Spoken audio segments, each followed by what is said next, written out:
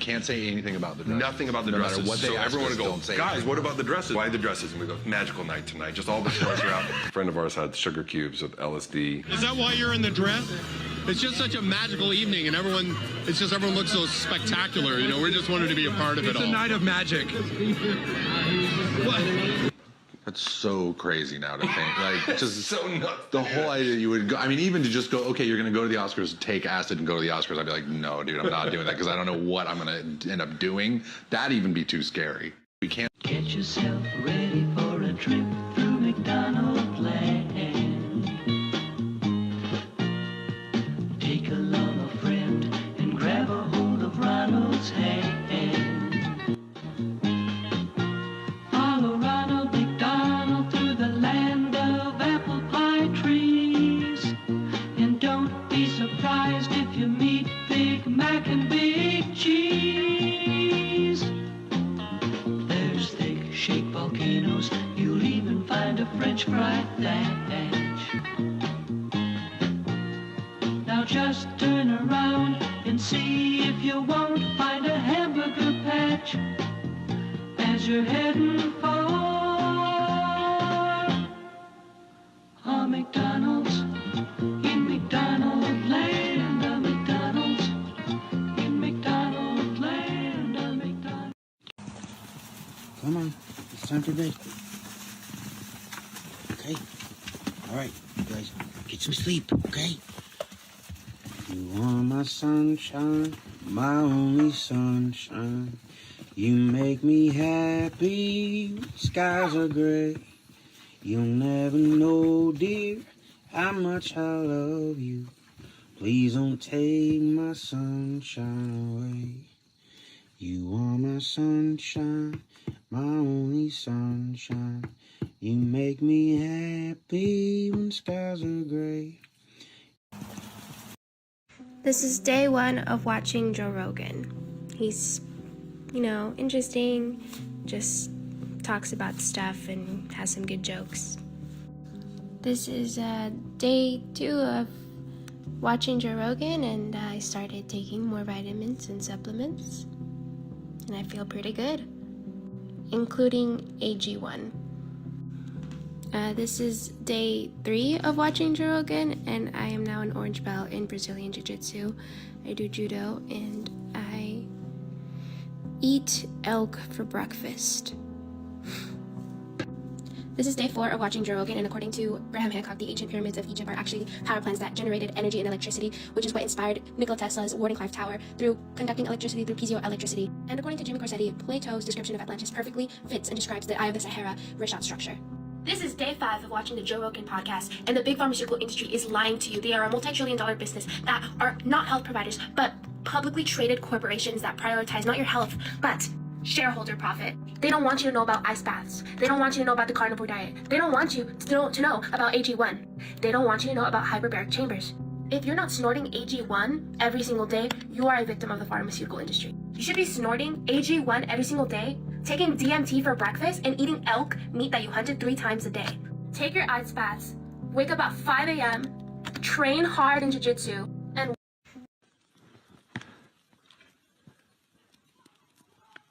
oh shit. Oh my god. Oh shit.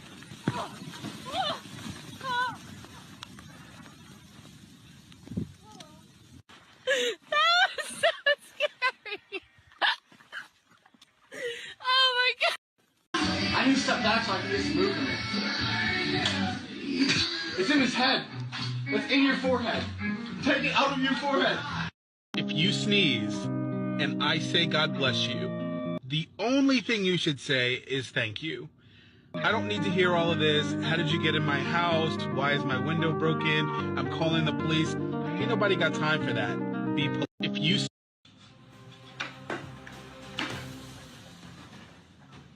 she identifies as hers. Factory reset didn't work. Like flip right in the non-binary. You can feel the pronouns leaving the body. Right in the they thems. No surgery needed then. Transaction denied. Ooh, and an equal rise.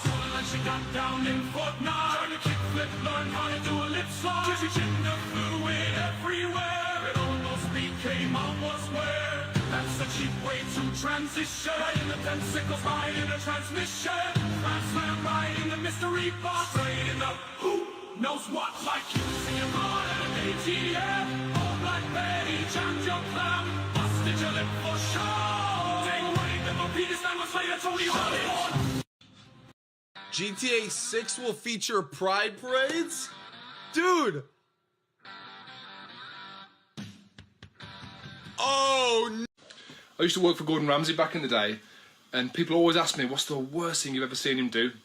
Well, this was back in the days when Gordon used to do a lot of coke. Christmas Day, 1998, there was this drunk customer constantly complaining, constantly sending things back. Gordon got pissed off. He walked out into the restaurant, said something to this guy. The guy followed Gordon to the kitchen. Next thing you know, Gordon gets this guy in a headlock, opens the door to the walk-in freezer, chucked him in, closed the door, padlocked it up so he couldn't get out. Gordon just said, oh, he'll cool off, don't worry about it. Anyway, service carried on all the way through the afternoon, all the way to the night. We finally finished at 9 PM. We forgot about this guy in the freezer. He's been in there 8 hours by this time. Anyway, I opened the door. The guy looked like he'd just been to the Antarctic on an expedition, honestly. Anyway, turns out he got frostbite, lost all of his fingers and his toes, went to court and everything. Not many people know that story.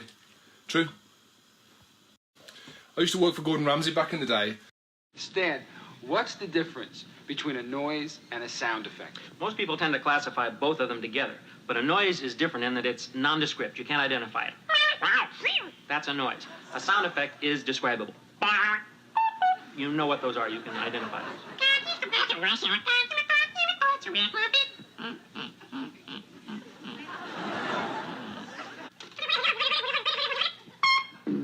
Stan's diligently trained his voice since he was 6 years old. Now he can imitate just about anything and anyone. You can be a siren. Yes, I'm the loudest man in the world to be in the Guinness Book of Records. I do 125 dB with this voice alone. But I can't do it inside a building. I have to do it outside.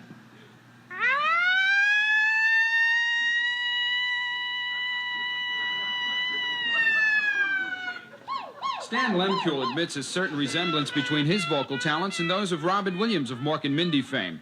So it seemed only appropriate that he bid me farewell in Martian, as only Stan Lemkuhl can speak it.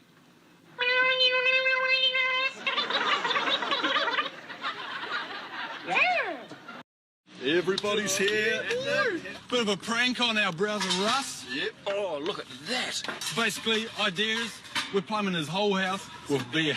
And this guy's going to come home and it's going to get awesome. See on it? I don't think he's dusted under there for months. Camera. Little camera in there. Got a shoe cam down here. Yeah, just a pretty simple setup.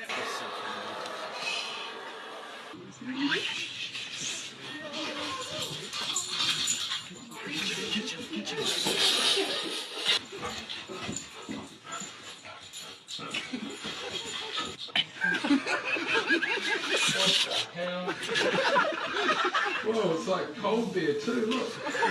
He's going butter. No way. Oh my gosh. Got no fresh water anywhere. Here come the overall soon. He's filming it all on his phone. It actually tastes really good. Did it come up? Here it goes. Holy There's like 10 kegs of beer under this mug.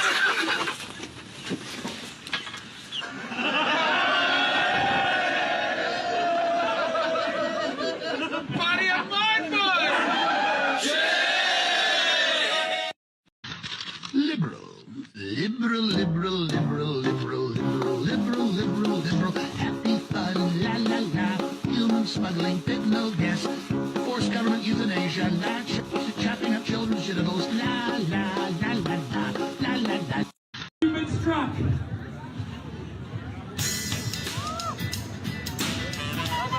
You've been struck.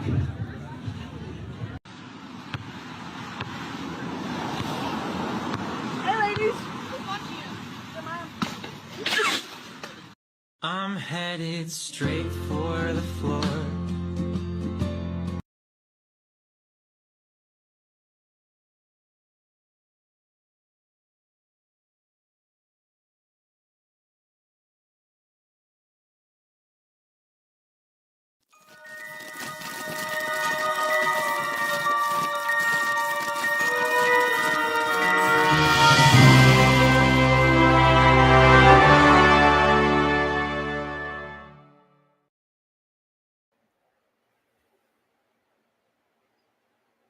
Hello, happy Thursday. Welcome to Creative Chaos. If you don't know what this show's about, it's about shining a spotlight on fascinating people creating fantastic things outside the mainstream. My name's Christy. I am co-publisher of Flip City magazine, with which if it didn't exist, neither would Creative Chaos. And I'm so happy and excited that both of them exist.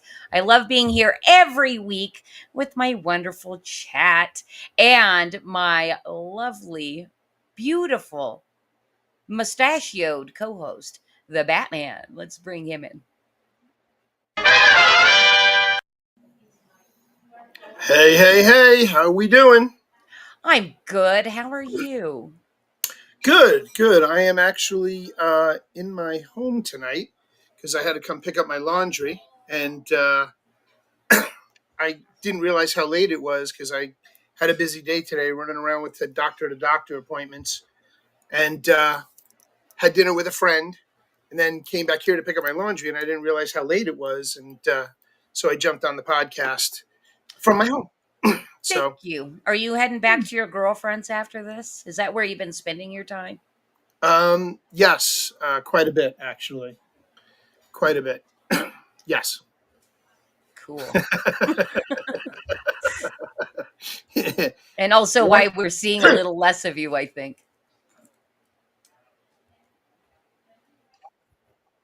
Oh. So that's my representation of the new girlfriend. Now we should be happy you were sharing that. It's King Kong from Empire State Building. We've got Bender as a knight in shining armor. Of course, do not tread on me. Do we all know this one? Yes, that is the General Lee. There you go. Animaniacs. Freddie, do you know which Animaniac that is? But he's back. Yeah, and he's backstage. Yeah, that's all right. That's Wacko. I am Wacko. So we've got our 9/11 memorial. We've got our Prisoners of War Vietnam pin that was given to me by a Vietnam veteran.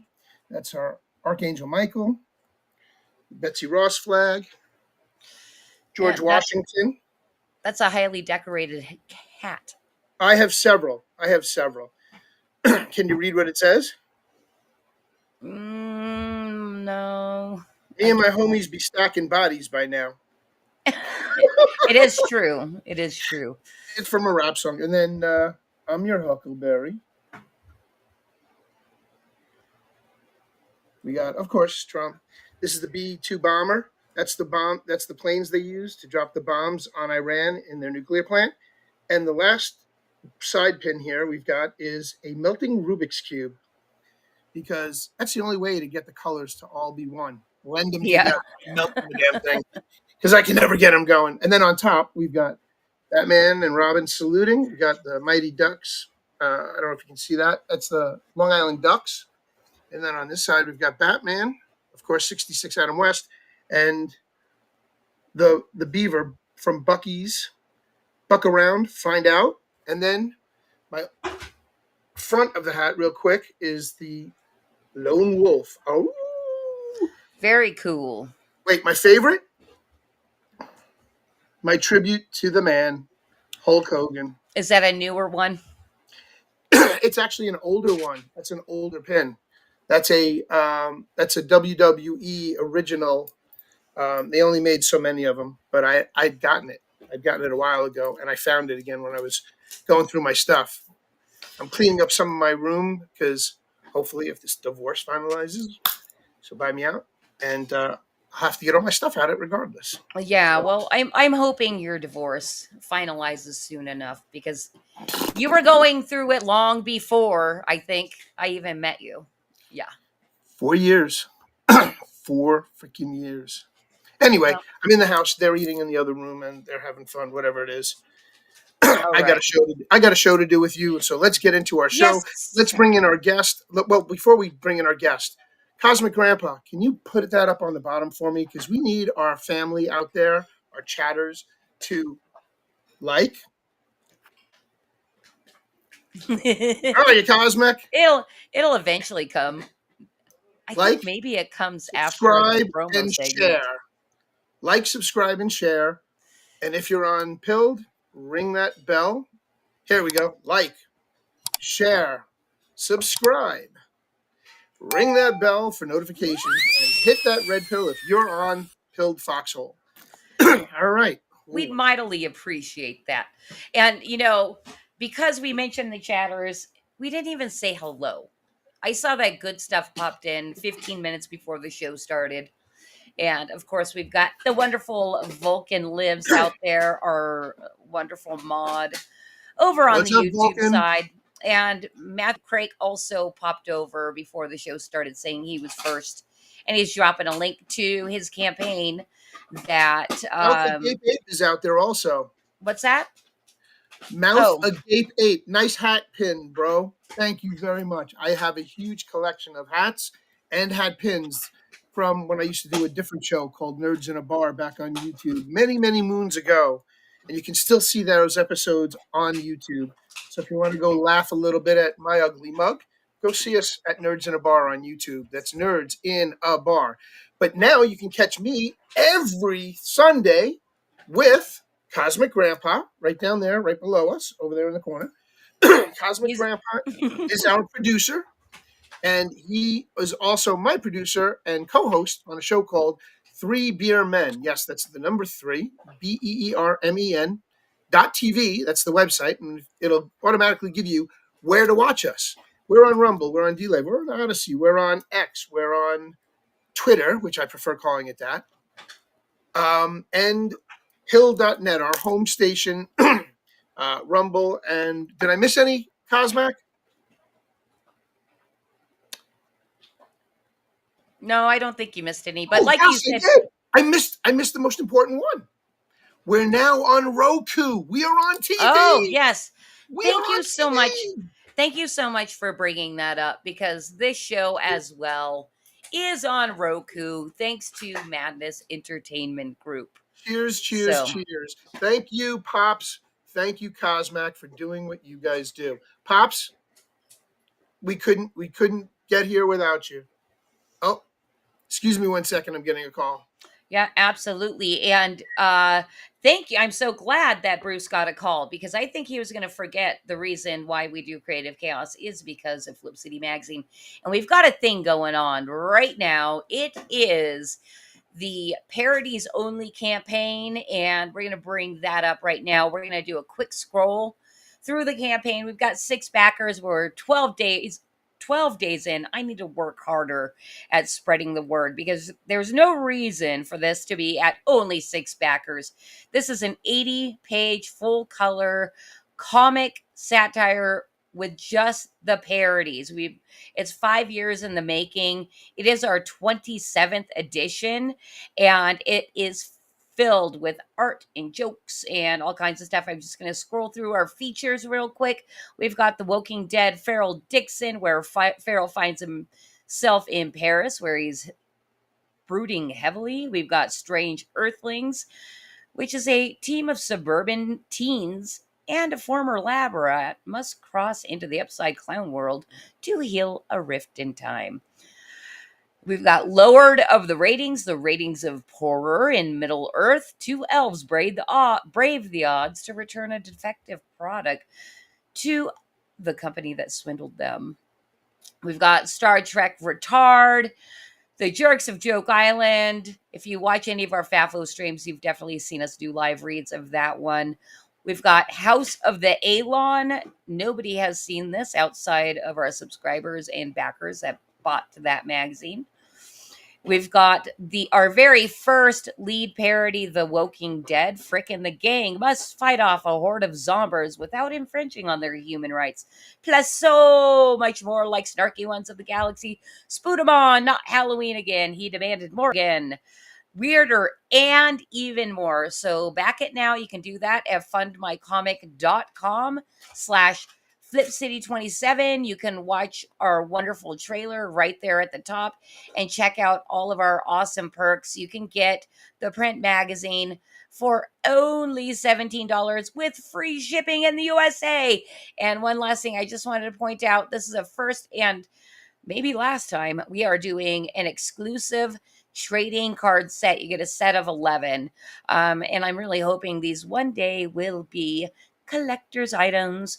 So check that out. That is fundmycomic.com/FlipCity27. Pretty easy to get there and go at the very least. Check out that campaign. If you don't have the funds to back it, do me a solid. Go share it on social media. That would be awesome. Watch that trailer. It's a fun one. All right. That does it for Flip City. It is time for me to bring in my wonderful guest, and his name is Frederic. He is a French-Canadian author with his current project, Rattel, funding now. And here's a little breakdown. In the neon lit streets of Montreal, where money speaks, Rattel growls back using Bitcoin to dismantle the system that once imprisoned him. So Frederick's got a long ass trailer. We're gonna watch that right now. I could probably finish this thing. Thank you all so much for coming on tonight. I really appreciate it. I especially appreciate Frederic Guimont. I'm just gonna call him out tonight because I don't know. I want to make everybody else jealous, and also he's got a great name. Thanks for coming on, everybody. Frederic Guimont. Okay, that is actually a really cool scene. I really like that. That's cool. Damn. That looks really cool, Frederic. Frederic, what are you working on right now, man?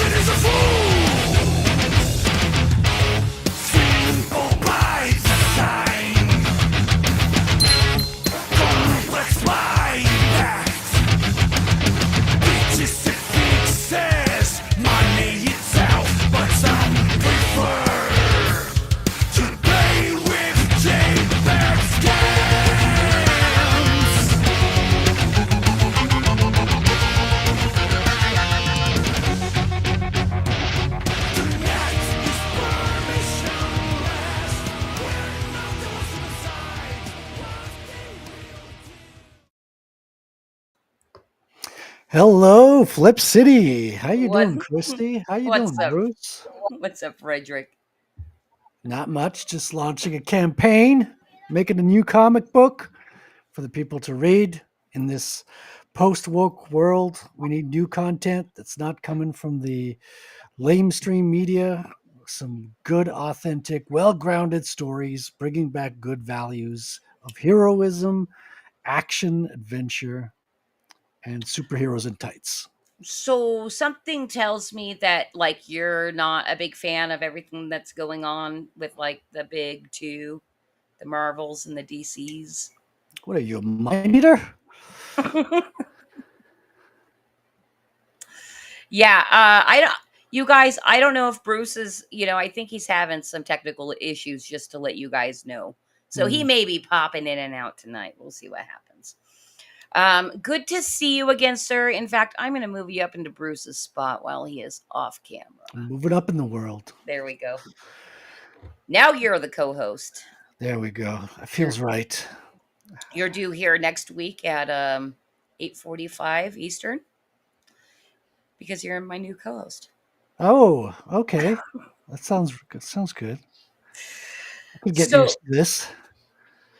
before we go too far into your campaign and everything, what is your background in history in comics? Like, were you a huge? Have you always been a comic guy?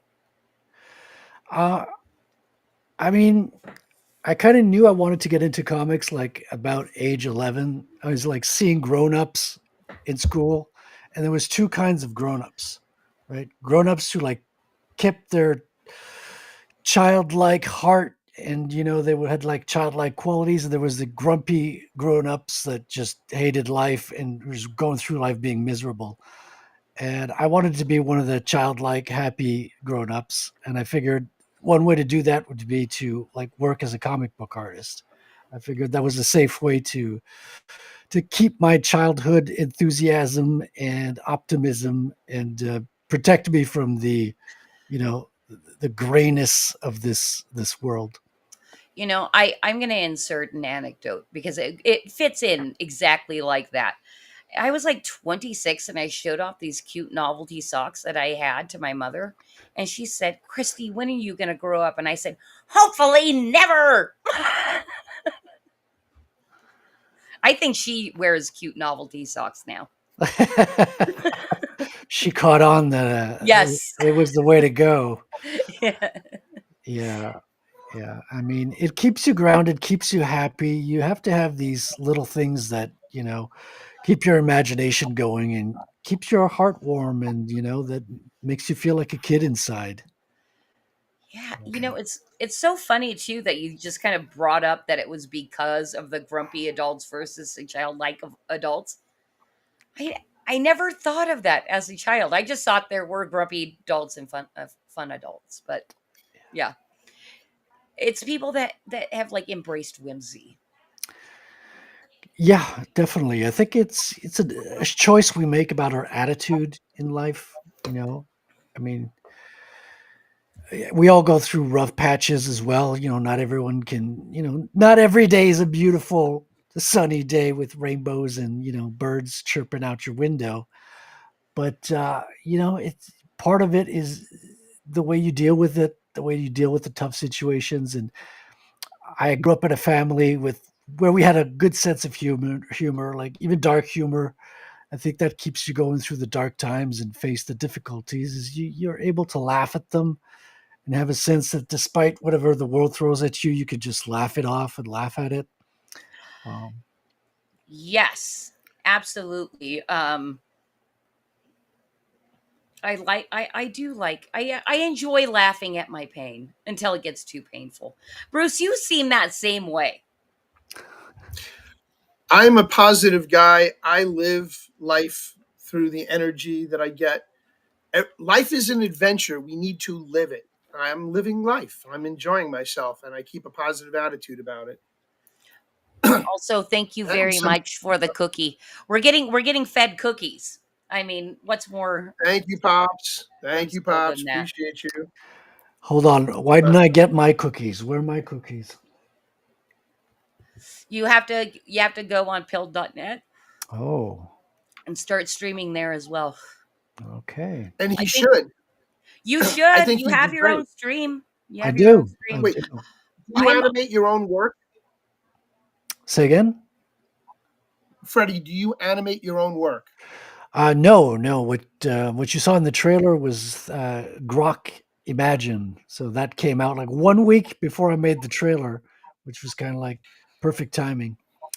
Hi, You Vulcan. fed it your art and your pages, and it took it and made the story arc of it.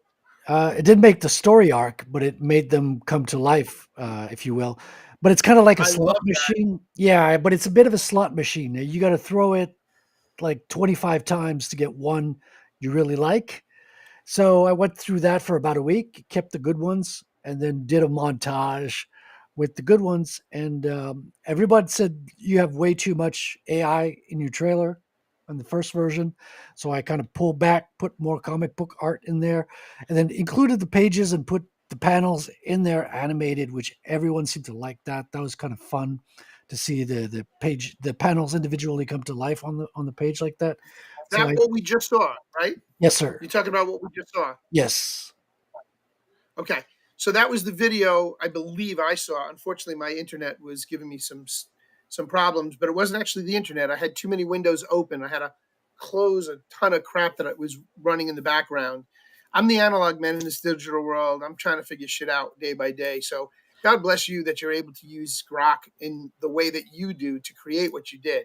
Because I wanted to just talk to you real quick because I didn't read anything about your story and I didn't hear everything.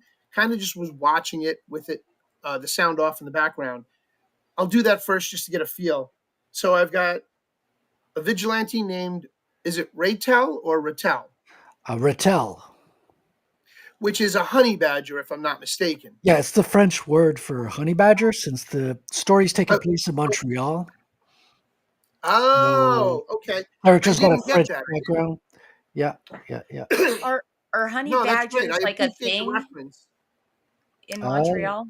No, the honey So- badger is the mascot for Bitcoin. So that's where that comes from. That's right. Now, let me ask you a question. Are you familiar with an artist by the name of Mike Barron? Of course, yeah. I spoke to Mike a couple of times. He was a guest on the Comicsgate Commandos, a show I co-host, which is now on Saturdays. I feel like I'm plugging it here. You're allowed So- to. No, that's good. That's okay. We want that. We're friends with Mike.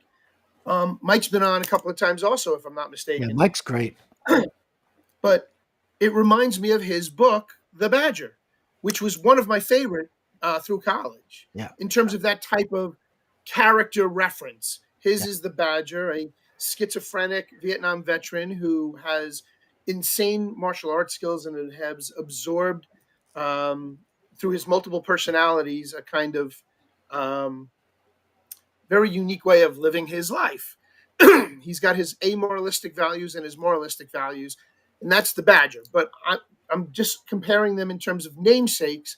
The Badger, the Rattel, which is the French version of Honey Badger. I appreciate that. Thank you for enlightening me. I didn't know that. But I did get that vigilante feel. It's got a lot of tits and ass, it looks like, from that temptress with the Nazi-style hat. There was overtones of like Cobra's the Baroness, maybe. This is what I'm getting from what I see. It was a very Baroness kind of thing. There was the villainous overtones with the biker jacket, the biker vest cut. So, that it really, like, my imagination went wild. So now I'm intrigued and I want to read this story. Awesome. And you know what, Bruce? So it grabbed me. It grabbed me the way it did. And then the cigar too. The hand holding the cigar. Oh, yeah. That was so reminiscent of the evil villain. Yes. You only see his hand. You got it. That's exactly what it is. Yes. So I really enjoyed that, and it makes me want to read the comic. So Awesome. I'm looking forward to funding your campaign. Oh man, I hear that. And Bruce, if you not on the Fund My Comic, but on the Geyser page, we also have pins. Dude, are you serious? Yes, but it's only on Geyser. Let's go there right now. Okay. But- What's the website? Geyser.fund. So GEYSER.FUND. Yeah. .FUND. Yes. /project .com? /retail. But no. .FUND. There's no dot. Oh, just .fund. Okay. Slash. And, well, you could go straight to the main page. I'm on the main page. You can navigate. So just Geyser.fund. Yes. Hold on. We're bringing it up. It's taking some time. Now I'm sharing. Oh, not enough Wi-Fi. You got to refill that Wi-Fi. Site can't be reached. It's not letting me go through the website. GEYSER. Oh wait. I forgot the E. I forgot. I put GYSER, not GEYSER. All right, here we go. It's coming up now. We got a white screen. Sweet. It's coming. We haven't even done Fanboy yet, and I'm all over this guy. I know. Freddie, thank you. My pleasure, right? Bruce. I think Where maybe grassroots Bitcoin projects come to life, Yeah. sign up. So I have to create an account, in other words? Yeah, so there's two ways. It's actually possible to not create an account. It's possible to go through the site anonymously, but that would take a lot of explaining, which we can't do within the context of this interview here. I'll But sign up. you can also sign up. So the way it works is Geyser is a Bitcoin crowdfund. So whereas Fund My Comic, you can send your dollars to me. Uh, Bitcoin will send, Geyser will send Bitcoin to me. So you can pay with credit card, but I'll get paid in Bitcoin at the end of the day. hey, you guys, Is this the front I page? just wanted to Yeah, say if you real. scroll down, you should see Rattel at some Am, point. am I muted? No, Yeah, we it's the hear you. first one. It's at the very top. Yeah, It's at yep. the very top. Hey, that's cool. We're featured on both the crowdfund sites at the same time. Like we are very blessed with this campaign right now.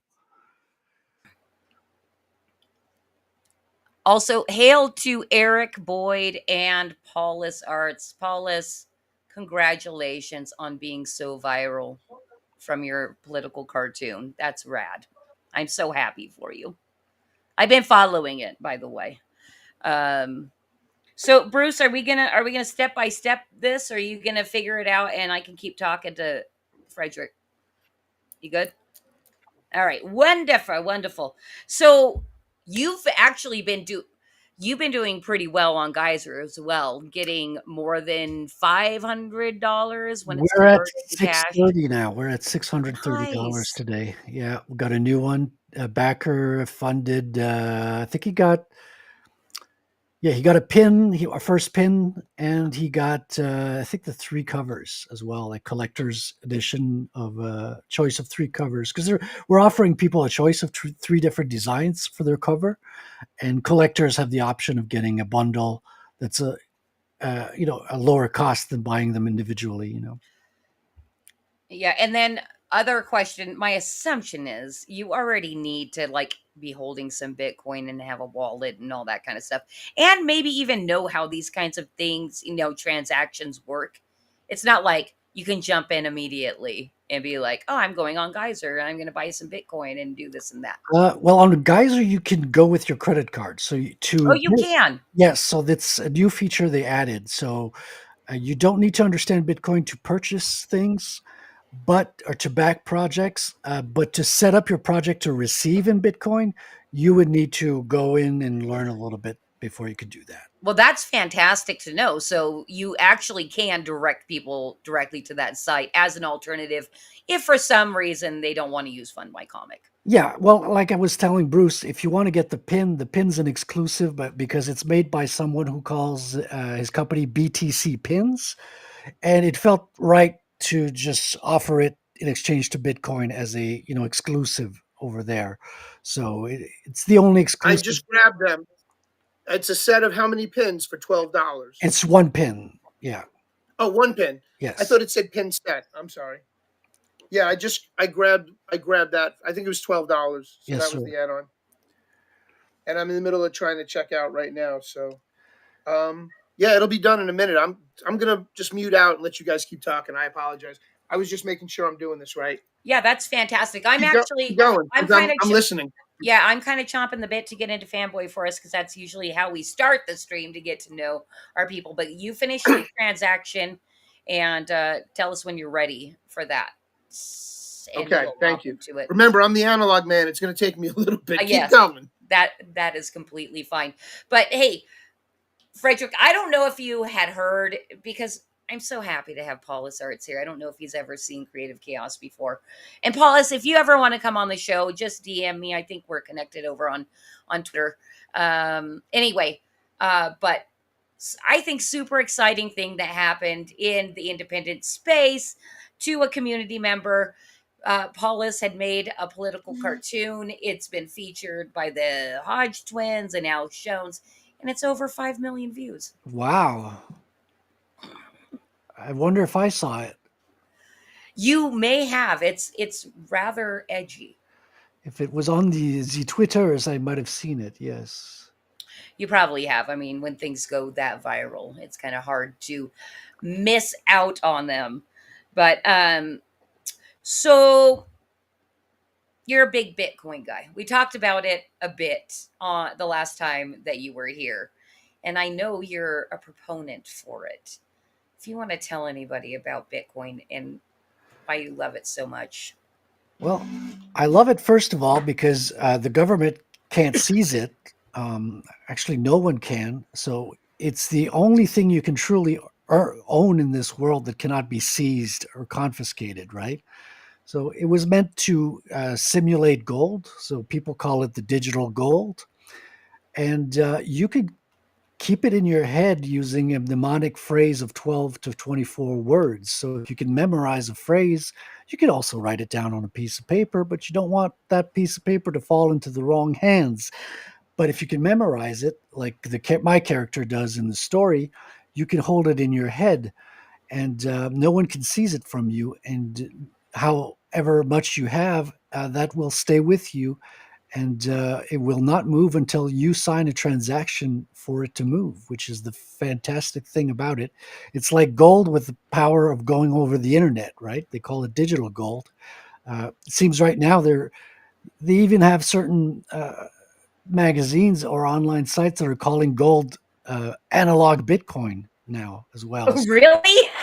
It has started in one place, so the narrative is starting to shift because Bitcoin is becoming a bit more common. I mean, Trump announced last summer in Nashville that he was going to start a strategic Bitcoin reserve for the United States. Multiple states have bills pending to create a strategic Bitcoin reserve individually at the state level. So that's going to create a lot of competition for something that's becoming more and more scarce as the years go by. So when you have competition for something that's scarce, there's one outcome that tends to happen is the price goes up. So that's the reason why this Bitcoin thing seems to be going up forever, right? Um, Now that doesn't mean it doesn't have down years, right? It's a 4-year cycle, so you have 3 years that goes up and 1 year that it comes down. But overall, the tendency is to go up forever. That's why I love Bitcoin. Yeah. Now, just kind of comparing Bitcoin and gold, and actually, this isn't even really comparing it, but I know you're kind of a conspiracy theorist. Do you think Fort What? Knox actually has any gold, Uh, or do you think it's been plundered?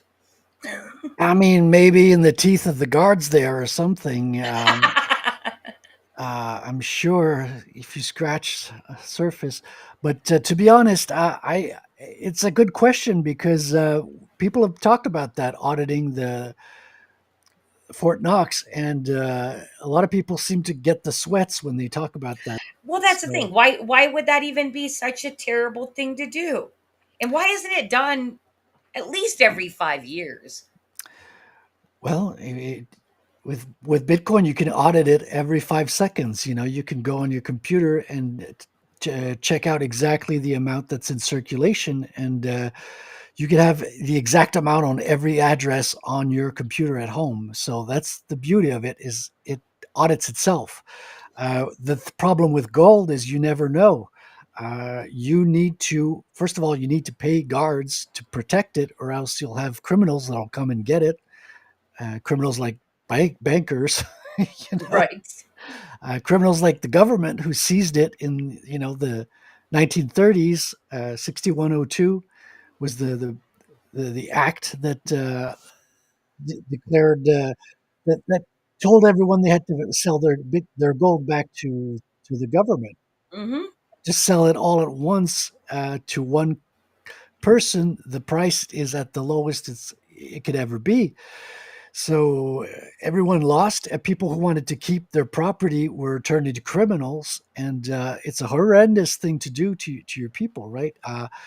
America lost its financial independence in 1913 with the Federal Reserve, who's neither federal nor has any reserves. So it was a big scam, uh, but people are prone to scams, especially when it's veiled in authority, right? If it Right. appears to be an authority, a lot of people will go along and go on board and not ask too many questions, unfortunately. It is kind of crazy how I don't even know if it's human nature or what you would call it, but just the appeal to authority. The uniformed person. The studies that they've done with the doctor telling people to shock people to death. And people do it, or like 80% of people will do it. And I'm like, I'm very proud to say I definitely would be in that 20% that wouldn't shock a person to death. I'm happy Do you know to hear what? that, Do you Missy. know what I'm referencing? Well, 100%. Yeah, of course. Okay. The Milgram experiment, is that the one? I forget I the don't know. name, but I The Milgram experiments. Yes, yeah, the yeah, Milgram yeah, yeah, yeah. experiments. So it's been done I'm twice. at a I'm at a I'm at a brick in the road here, if you will. Oh, I've got okay. a giant crater here. I Yeah, don't know that's where the hell I am. that's the lightning address. Okay. Well, I'll have to help you off uh, after the show All with right, that. then Um, let's do this later. yeah, I'll just leave it alone on my phone the way it is because I already have a shopping cart with sounds good. items in it, so I'm going to leave it be. But let's get into the rest of the show because I know you jumped into conspiracy corner without spinning the wheel. Without spinning the Oh, wheel, don't worry. Don't Oh, worry. Oh, Bruce, I am here's the wheel. he is you the are the wheel, wheel. good Yes, sir, I spin and the heads. wheel That's the goes way it round goes. and round. And just a little spoiler for the end of the show, Frederick, because one, you were on not that long ago, so you have a fresh branding, and number two, you did do a reading when we launched our campaign. We're not branding you tonight, so we're going to stay in conspiracy corner longer. Now that's what I'm talking about. Yeah, that's for later tonight. But I think it's time to get into fanboy for us, which is Bruce's segment. Are you good with that, Bruce? Let's roll. All right, let's do it. Sounds good.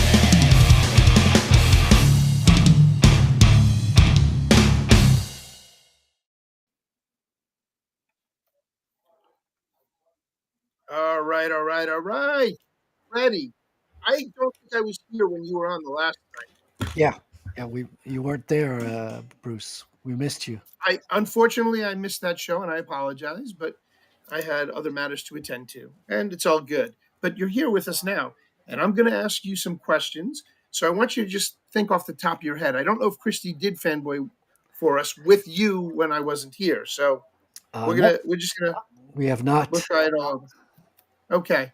So I'm going to ask you to answer some of your favorites of very simple things that'll give us a little bit of history and background on who you are. And we'll elaborate on some of them, I'm sure. Cool. But I don't It want is you to exciting.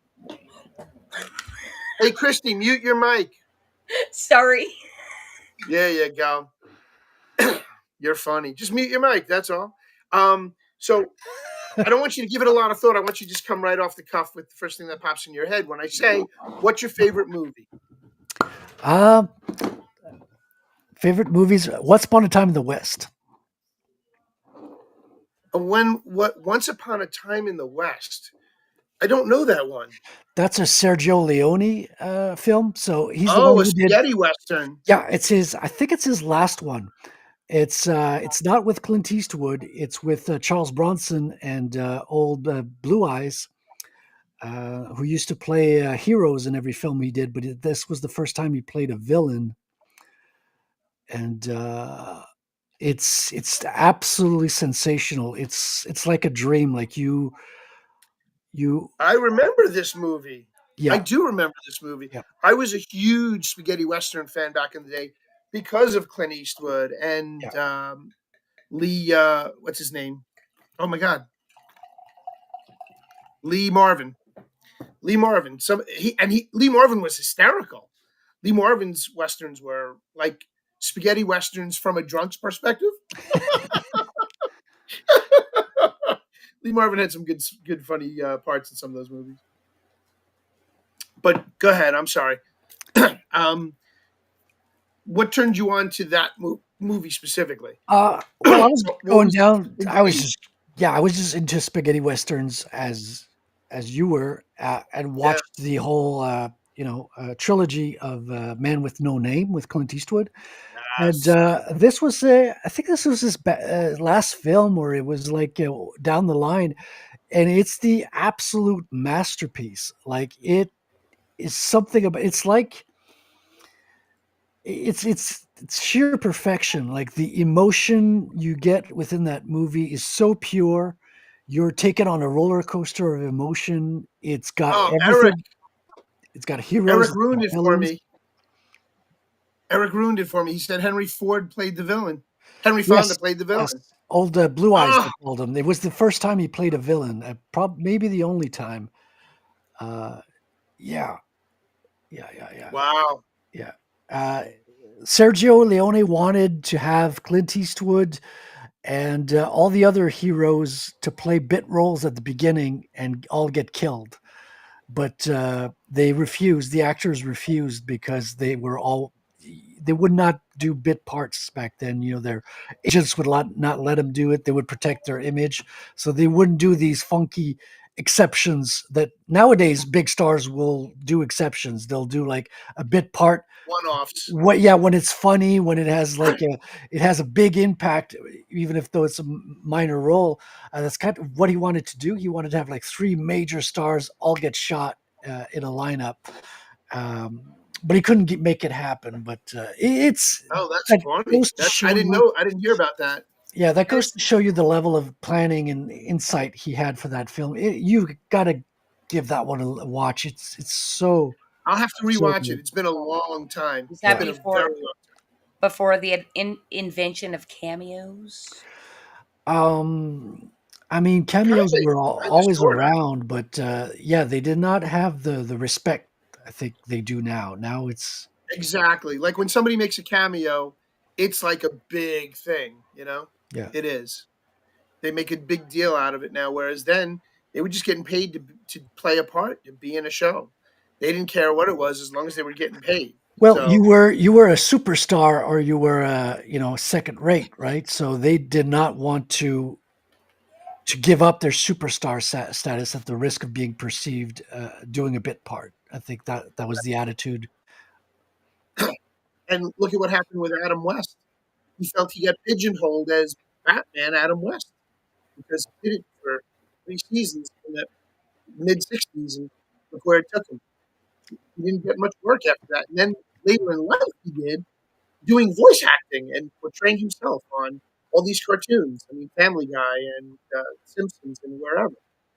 He made more money doing that than he made for Batman. Wow, Yeah, yeah. that's So wild. his royalties still go to his family. And Oh, we actually, what's today? September 18th. Tomorrow is Adam West's birthday, if I'm not mistaken. Oh, wow. Yeah, tomorrow is Adam West's birthday. So happy birthday, Adam. Happy early Happy birthday. birthday. God bless you and may God bless you and may he continue to have you watch down on us. Yeah. Still being our vanguard, Adam West. Yeah, I grew up Always being watching those Batman. old Batmans. Yeah, and I mean that's what most people got a first contact with onomatopoeia as well, like the fight scenes with the over the top pow, zoom, Yes. path. The comic book come to life. That's what it was.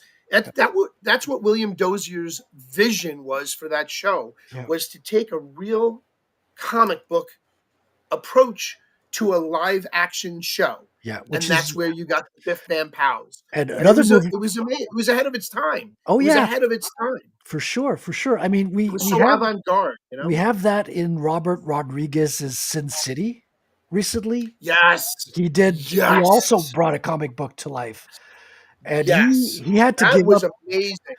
Yeah, dude, and he had to give up his director status with the Guild for that because he wanted to Yeah. bring Frank Miller on as a co-director, which you can't do. You can't have two directors if you want to be in the Guild. There's very strict rules, and like George Lucas before him, he said, "Well, fuck it, I want to make this movie. I don't need to be in this, bureaucratic system. Exactly. I want to That's make a how cool you do it. movie." Yeah. Yes, Cosmac, there's my boy, Adam West. Yes, indeed. Yeah, no, that was just an amazing time. The '60s. Loved growing up at the midpoint of it. I'm like the last year for boomers. 64. 64 was the last year for boomers. So I'm a little older than you. Yeah, not by much though. I was a '70s kid, so You know, Okay. got A in decade. A decade. mid to late 70s. Yeah. Yeah, it's a decade. But let's please continue. I know Christy is Please. like not chopping at the bit yet, but I think she's just glad we finally got to I'm fanboy just for us. I'm telepathically communicating. I'm like, next question. I know. All right. Your favorite, any genre now, any genre, any form, your favorite artist. Oh, that's got to be Mark Silvestri because I'm going to go to comics, obviously. And he's my Ah, all a time favorite Sylvester artist. fan. And the funny thing is, he's only my favorite artist when he's inked by Dan Green, which is the weirdest thing that I can't make sense of in my own mind. I mean, I'm eternally questioning myself about that because after, because he didn't stop being great, but after he stopped working with his inker, because his inker, I believe, stayed with Marvel when he went to Image, and then he got this really sharp-looking style, kind of like Jim Lee and all the other guys in the comic space. But I really liked the loose inking that was with what Dan Green put over his pencils. That's the period I'm in love with for some reason, and that just No, it makes perfect sense, honestly. I mean, an artist and an inker are like a marriage. mhm. One can really complement the other in ways that just make the art really explode on the page. And Oh yeah, oh you've yeah. nailed it. You said specifically when he was with what was Silvestri, and The late Dan Green, he passed a couple of years ago, but Dan I Green remember was when he passed. Yeah, yeah, yeah. Yeah, I think he inked a bit of Jim Lee as well for a period, and he was yeah, doing I think so. he was working with Mark on Uncanny X-Men, then did the whole Wolverine run with him, which is my favorite run. It's the only run I have a complete set of because I'm not a collector. I buy comics to look at the art. I don't necessarily collect to have a complete set or anything, but that one I have a complete set because I want to study it. For me, it's For you, it's homework. knowledge. Yes, Yeah, exactly. Yeah, exactly. yeah, Study that's material. great. I love that. I love that. Very cool. I'm gonna look up that era. I remember it, but God only I haven't And the I books, haven't looked at my comics in years. they're I don't even know where they are incredibly anymore. They're gone. yeah, they're incredibly affordable because they were so successful. They were printing millions back then. So the price hasn't barely gone up. Like And that story arc is probably in a compendium already. could be. It could be. I have the floppies here, but it could be a compendium for sure. Yeah. Yeah. I prefer compendiums now because I just don't have the energy to go back and track down stuff that may be way out of my price range. Oh, they've only stuck to inflation. Like the price has just only gone up as much as the value of basically the dollar's gone down. That's what that's what happened. I think that's going to change in probably another 4 or 5 years. I think you're going to see a resurgence in the printed art form again, um, specifically comic books, but in general, print form is coming back. People like art. Yeah, People enjoy art. yeah, and it's evolving. It's changing Yeah, because the Americans were the only ones that had comics really as a throwaway medium because it came out of the newsprint era. It came as a yeah, derivative of the newspapers. But if you go to Europe and if you go to Japan, they're in people's bookshelves. They're works of art that are there along with the works of the best authors, right? You've yeah, got yeah. a comic book The collection next stories. to your Yeah, novels and all that. America is the only place where it was a throwaway thing that your mom would throw out with the give trash. away, give away to the neighbors' kids. Yeah, and it would be in cheap newsprint with ink that would eat up the book with its self dissolving acid. So we see it now with the Comicscape movement. The American artists are now following the same pattern that the Europeans are. They're spending a year or more on one work and then putting out full, complete stories, and Yes, they're called graphic novels. Some of them are I even prefer them. yeah, yeah, and some of them are even putting out hardcovers like the European formats. Not Yeah. all of them yet, but I do love seeing that. I think it's fantastic. Do you have Barnes and Noble where you are in Canada? Yeah, in Montreal, in the English parts of the city. Not where I am here in Quebec. We have a French version of that, which is not Barnes and Noble. Yeah. So I've spent some time down in Peru with my girlfriend, and I went into a Barnes and Noble style store down there, and it's basically on the side of the road. It's like a newsstand, and they have all these Americanized comic artists, but in Spanish in a compendium, Yeah. hardcovered, and you could buy these books for next to nothing on the street. But they're getting smart. They know the value of these books because the international market has gone up. So I've picked up a couple of books from when I was down in Peru in Spanish Wow. that here are like worth $100. It's Yeah, ridiculous. I grew up on French translated versions of those. So, Yes. and they would reprint the original stories of Spider-Man, which American kids could not get their hands on because you didn't have reprints. But on Right. the French market, they would print, the Amazing Fantasy 15. I had the original story of Iron Man, Captain Marvel for some reason, which has never been Yeah. really popular. But that In was French. Yeah. In French. Yes. That's cool. Because That's really cool. I only learned to speak English in third grade. So before that, I only had French bande dessinée and a couple of translated American comics, and they were hardcover, like the rest of the European stuff. Very cool. Very cool. Yeah, I've got a couple of books from Sweden. A friend of mine is dating a Swede. He went there to be with her, and he found these two similar style hardcover compendium books and shipped them to me when he got back to the States. My buddy Hesh, love this guy. He's awesome. And then my ex-wife's friends from Germany sent me a couple of German versions of Batman story arcs. So, hi, kitty, kitty, kitty. How are you? His cat looks French. Soon Rattel will be funded and everything will be printed and distributed. All right. Inspector Gadget. Yes. I love it. And that's the reference with the cigar. The same thing, Yeah, It's yeah. just classic.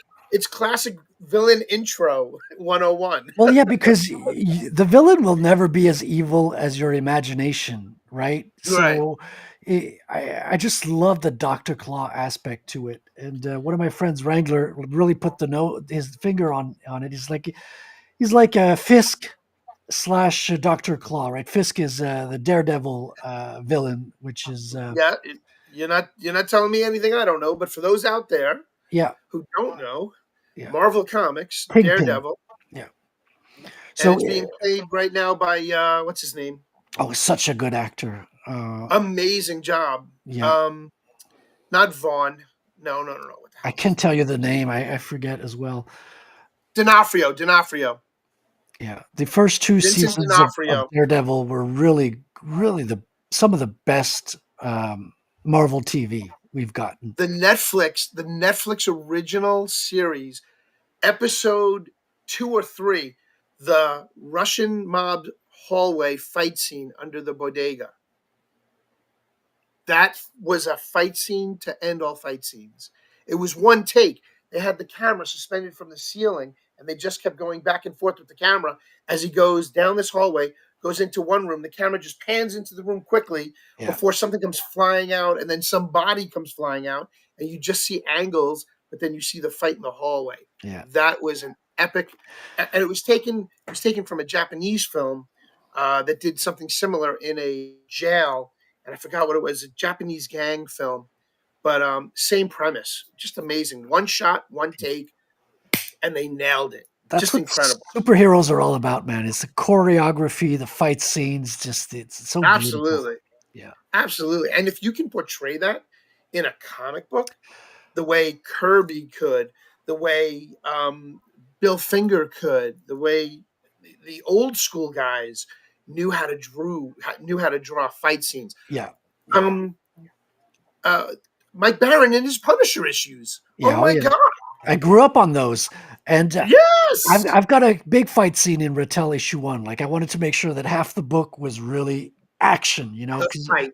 Good. I do Good. have story in the beginning. You got to lay the foundation, the groundwork, the Sure. reason. But like it's a superhero story, so half of it is action, and I want to make sure that every issue always has that as a foundation, right? And I love how you brought it back to the comic book. That was great. You really circled back very well on that. I'm learning to sell, Bruce. I'm learning to. Oh, dude, you are. We call it bruising it because that's all I do is bruise it. I'm sure you heard my intro. It's called bruising it. They gave it that term back on the Foxhole. Cosmic Grandpa, who was that? That was Methods, right? Methods coined it, the bruising it effect. Nice.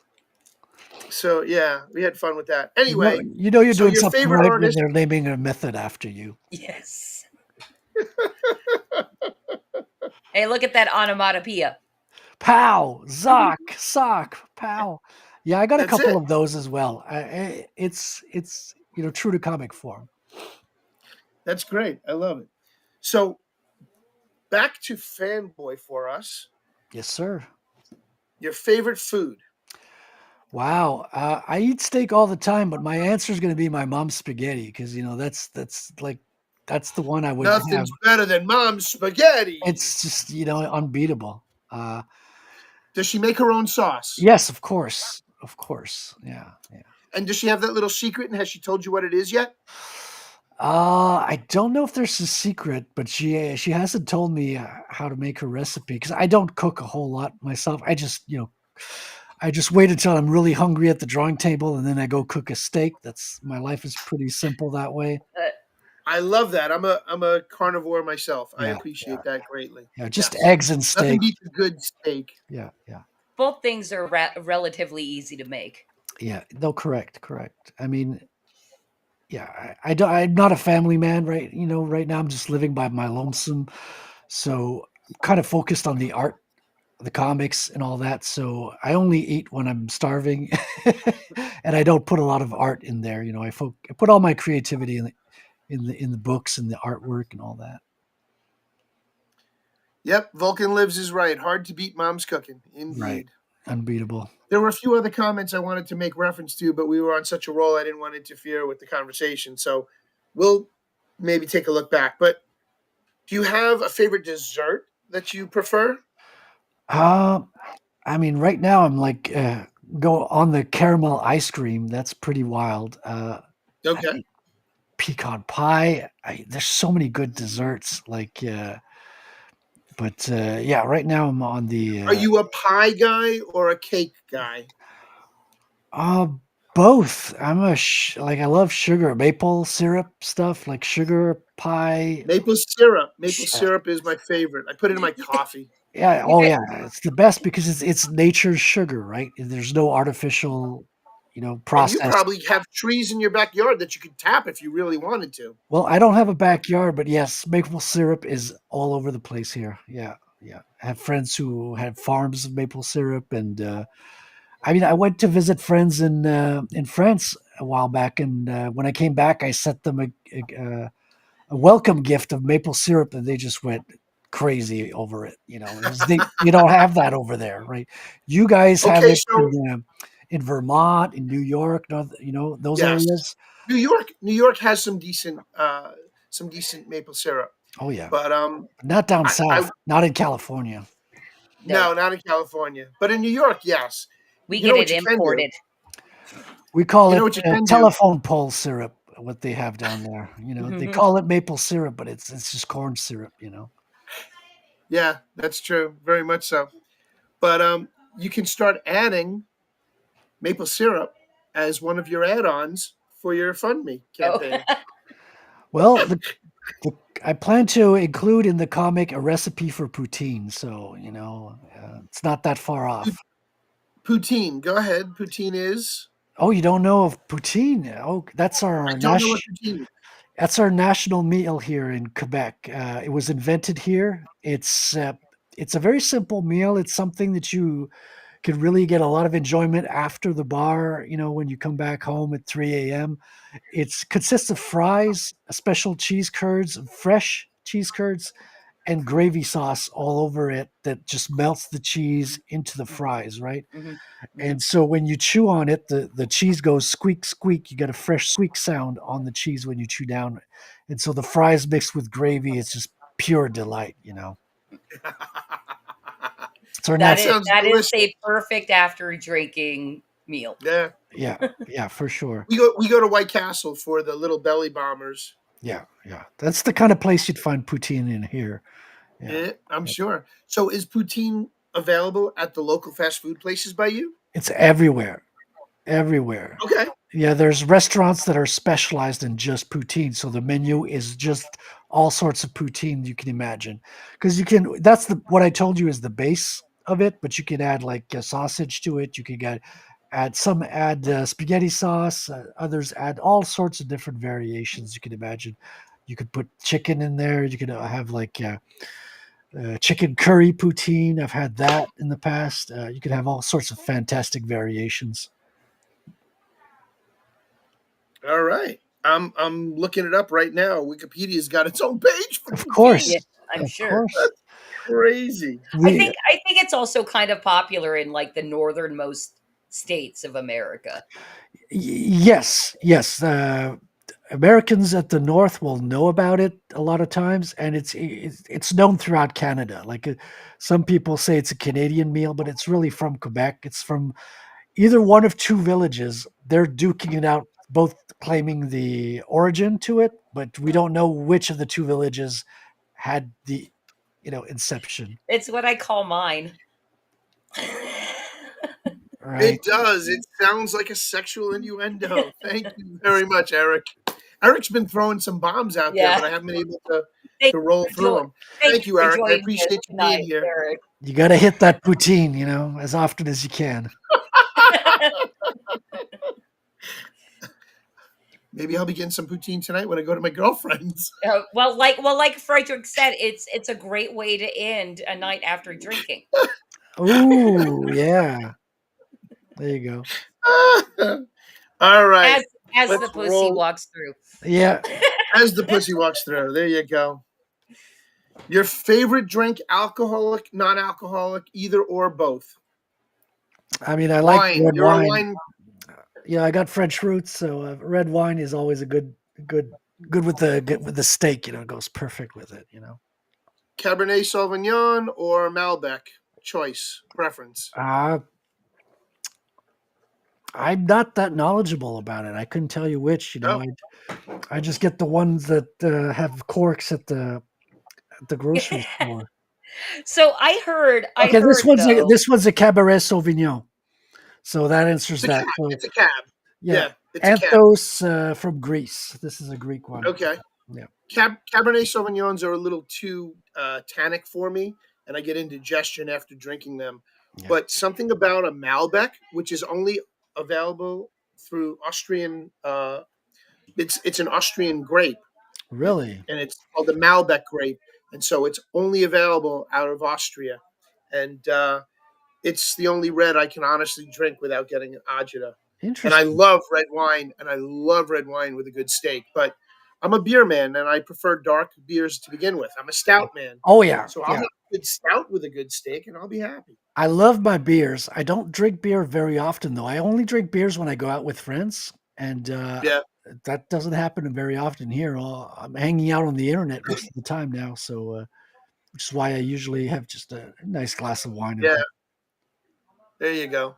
Post COVID, we were doing that here with Three Beermen for a little while, and I was basically living on the internet like everybody else, researching and doing digs. I like beer so much, I bought the company. Yes, he did. We have He so owned many. a brewery.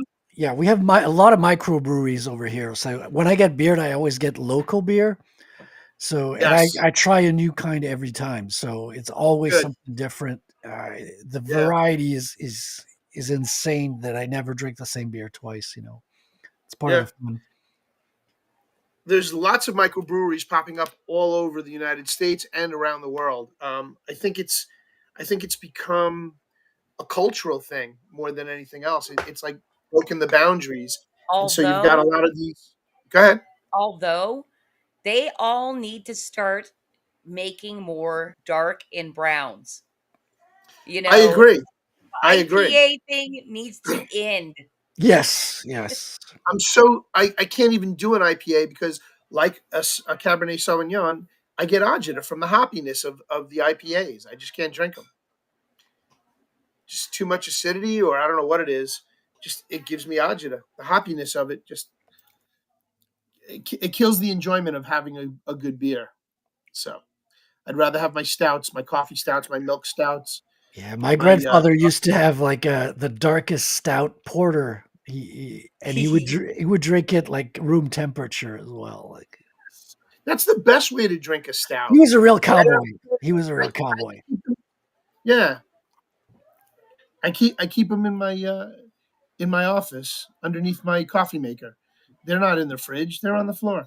And if you let them sit 3 to 5 years, they actually get smoother and better in taste. Oh I wow. didn't Most times, know. most times, a good stout. If you like, I have a vertical flight. What that means is that I've got a consecutive year after year after year for 3 or 4 years of the same brand, but they do it slightly different each time. They have different flavors. Like was it Goose Island? I think Goose Island was the one that I have a vertical flight of. But Cosmic Grandpa owned a brewery, and he has vertical flights for God knows how many different variations. But you have to drink them within a certain time frame because if you let them go too long, they go stank. They get Oh skanky. yeah. Yeah. They turn. So it's got to be within that 3 to 5 year period. Otherwise, they're no good. They get skunky. Mark your calendars. Anyway, Founders. Love my Listen, Founders. I'm sorry, I have to disagree with Vulcan here, saying, that I'm thinking he's talking about microbreweries, saying it's kind of almost annoying in Colorado. I disagree because it's huge in Southern California as well, and I freaking love it. I'm like, I wish there was a new brewery on every corner. Any town I go into when I'm on my travels, the first thing I look up when I want to get something to eat is where am I going to go that's got a local micro brewery in it. If we're staying somewhere overnight, I travel back and forth to Florida uh, sometimes during the course of the year, and we'll go down and I'll need to stop somewhere to sleep, and we like to have a nice pub and grub somewhere where we can get a good piece of meat and good beers. Local is always the best, and the local breweries are fantastic. Yeah, yeah. Because people care about what they're making there. It's not just a product. Correct. It's their Their reputation. It's their soul is in it. yeah, yeah. Yeah, For real. very cool. All right, so now I'm going to ask you because we're still in fanboy, and Christy's chomping at the bit to move on. Well, we're getting into things that I'm more interested in, and I can participate. Nice. Any genre, TV, movie, comic, book, anything. Favorite character? Ooh, favorite character. I think the one that pops to mind is from a movie, Tyler Durden from Fight Club. I just love the multiple personality aspect of that movie. That was my favorite movie for longest time. Like it's my second favorite movie compared to what we were Once Upon a Time in the West. So, but Tyler Durden, I think he's the best character, man. He's the embodiment of what a man wants to be. It's the macho-ness, the doesn't give a shit, the I'll fight you just for the fun of it aspect to it, and the anti-authoritarian and all that. And it's such a good film because Fight Club is usually my number one. It's more right now. I think it's my number two, and I'd have to have him as my favorite character. So who was your favorite part of him? The Ed Norton side or the Brad Pitt side? Well, yeah, I think it's the duality that makes it great. Obviously, it's the Brad Pitt side that stands out. But Right. there's some fan theories that say even Marla's not real, even Bob's not real. So there's some theories that go all out. Oh, on I've Fight heard. Club. I've heard. I that. have heard a few different theories because I got into a little algorithm thing recently because I haven't seen Fight Club in forever, and so you reminded me I need to watch it again. But the theories that I was seeing, I'm like, I have to watch this again. Yeah, highly after seeing those. rewatchable. Yeah. Yeah.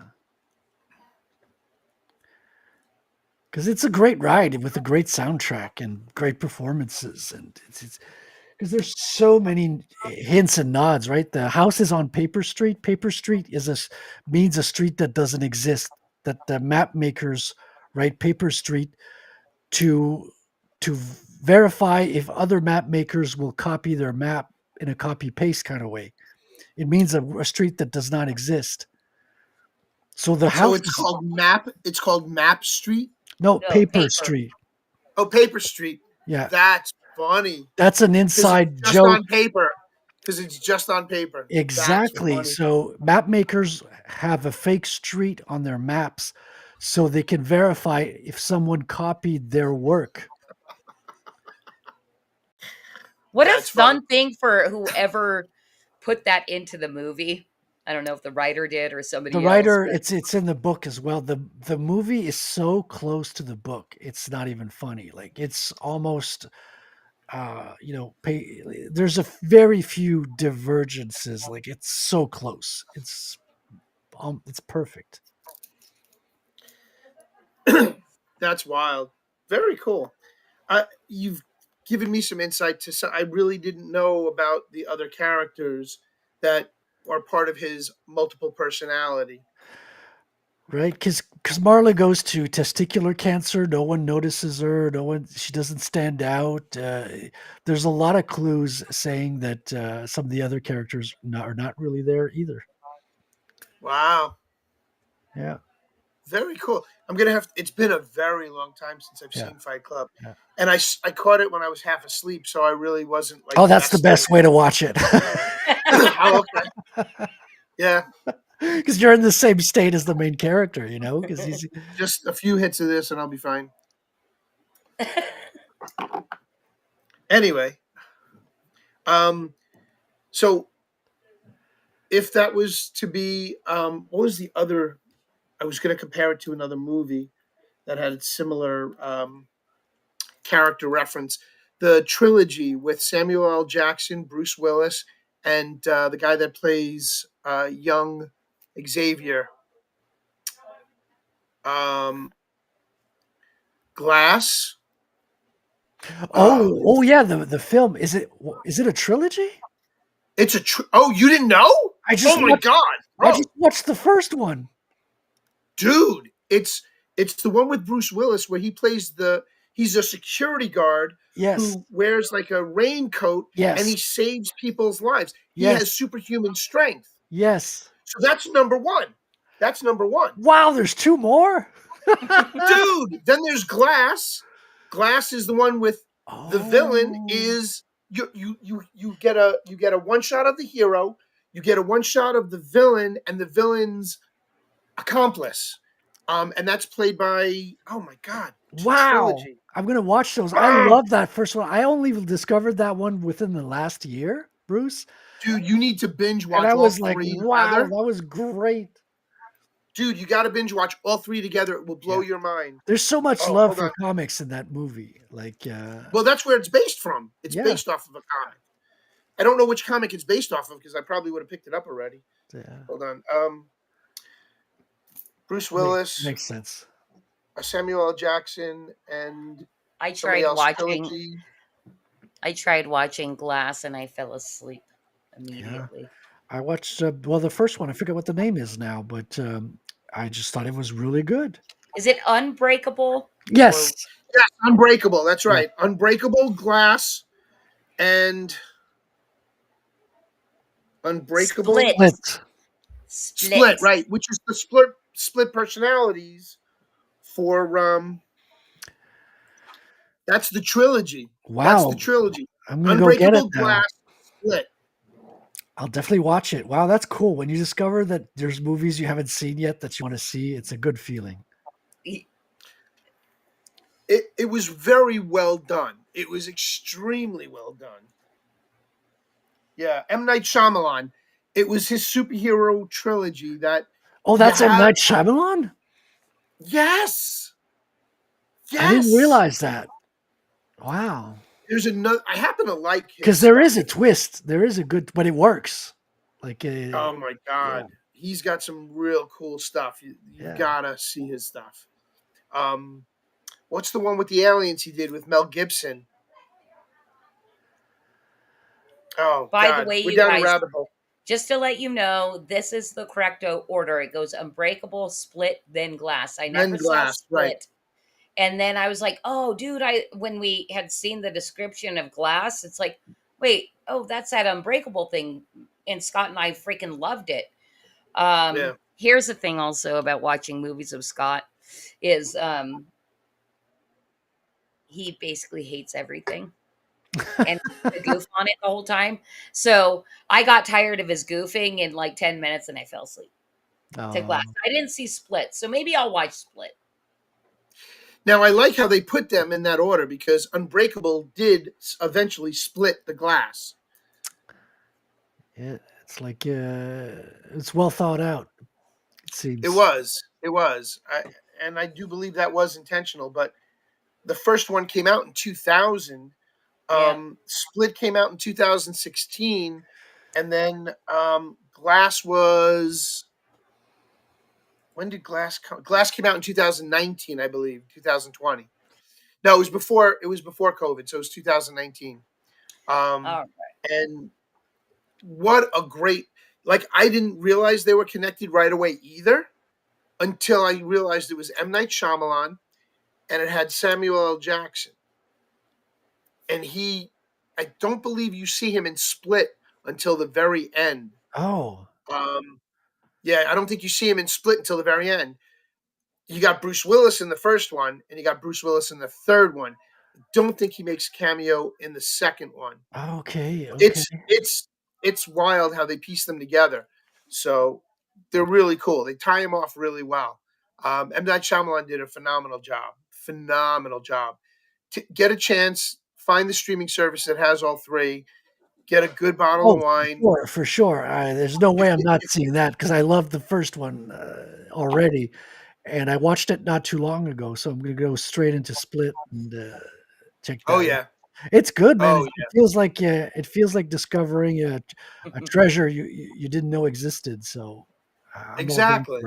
Because I geek out for the comic book stuff as well, and when it's a good film on top of that with great actors, it's perfect perfection. You know, it's just. So, which is your favorite of all the superhero genre?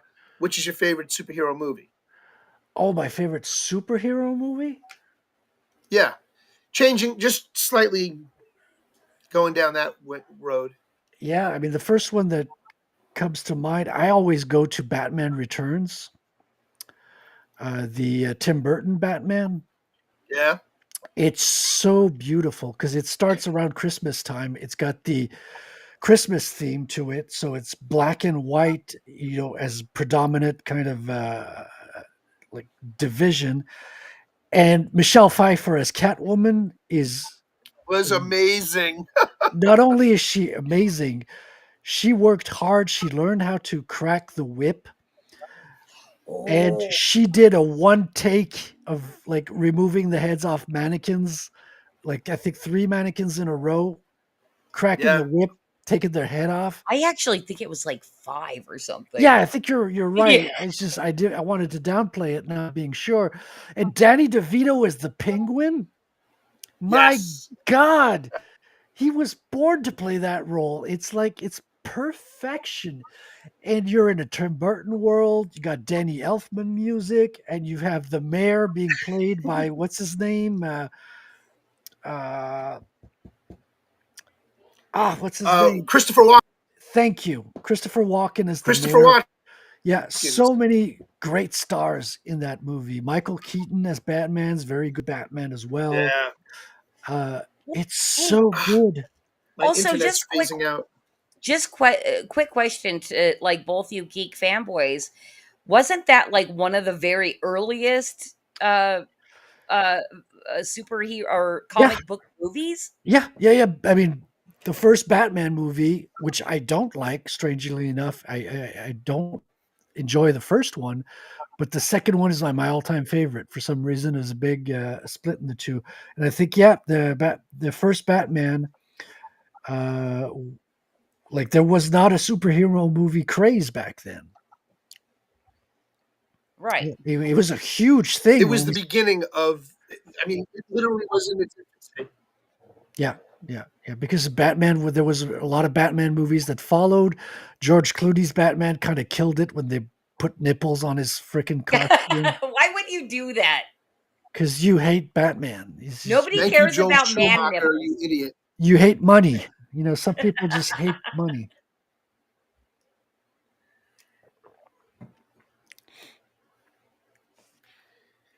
Oh, all right. So the last fanboy question that I have for you, good sir, okay. because Christy is ready to move on. I know she wants to get that wheel spinning. Your favorite band? My favorite band. Wow. I don't listen to a lot of music these days. What's in my car stereo right now is Johnny Carson. Not Johnny Carson, Johnny Cash. Johnny Carson's something else. Johnny Cash is what I listen to right now. So that's where I'm at in the current. Why? I love Johnny Cash, by the way. I don't know, something about going back to the old roots and stuff. I mean, when I was growing up, I was really into a lot of grunge in high school, and then kind of went into a lot of industrial music. I was really into Nine Inch Nails, all that Wumpscott, all industrial stuff, The Cure, all those kind of bands I was really into when I was younger. But I'm not listening to those anymore. It's like it feels like it's a part of my youth, and I'm not kind of revisiting those at the moment. But I'm kind of I'm listening to YouTube all the time. Music is not as present in my life, and it's almost a shame as well. Like I feel like it's lacking in a way. I need to get a good old turntable. Okay. All right. I need to get a turntable and start up a collection again. Yeah. Yeah, except for now would it'd be be nice. hard. It'd be hard to get good Thank deals. you very much. Yeah. Vinyl. Yeah, Bruce, just to let you know, I think you're lagging about 3 seconds, 2 to 3 seconds where you were. Oh, dang. That was a quick out. Okay, we're going to say oh, sorry. Sorry, cause I removed him from the scene. I'm adding him again. Oh, wait. Huh. Okay. Can you hear me now? Yeah, sound good.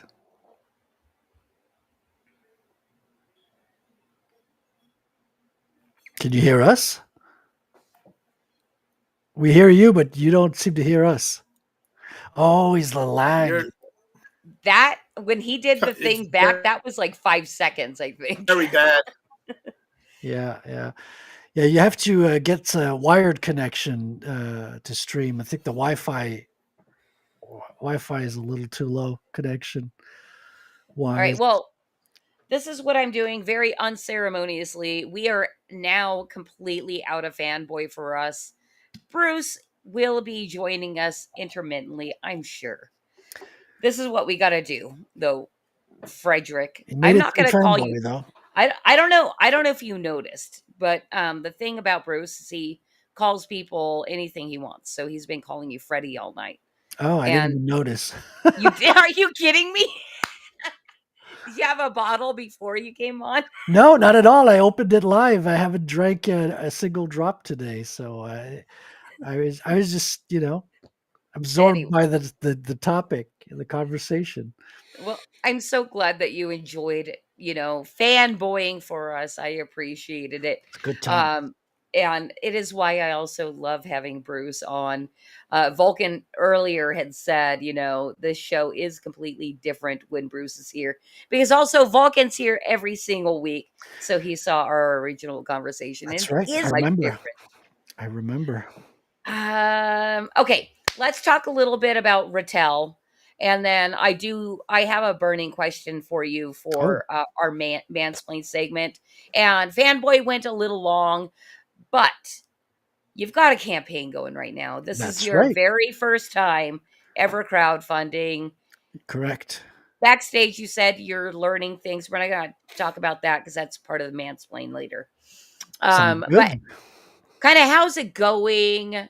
Tell us a bit about Rattel and About the project first or the campaign? Which one? tell us about the project first. Okay.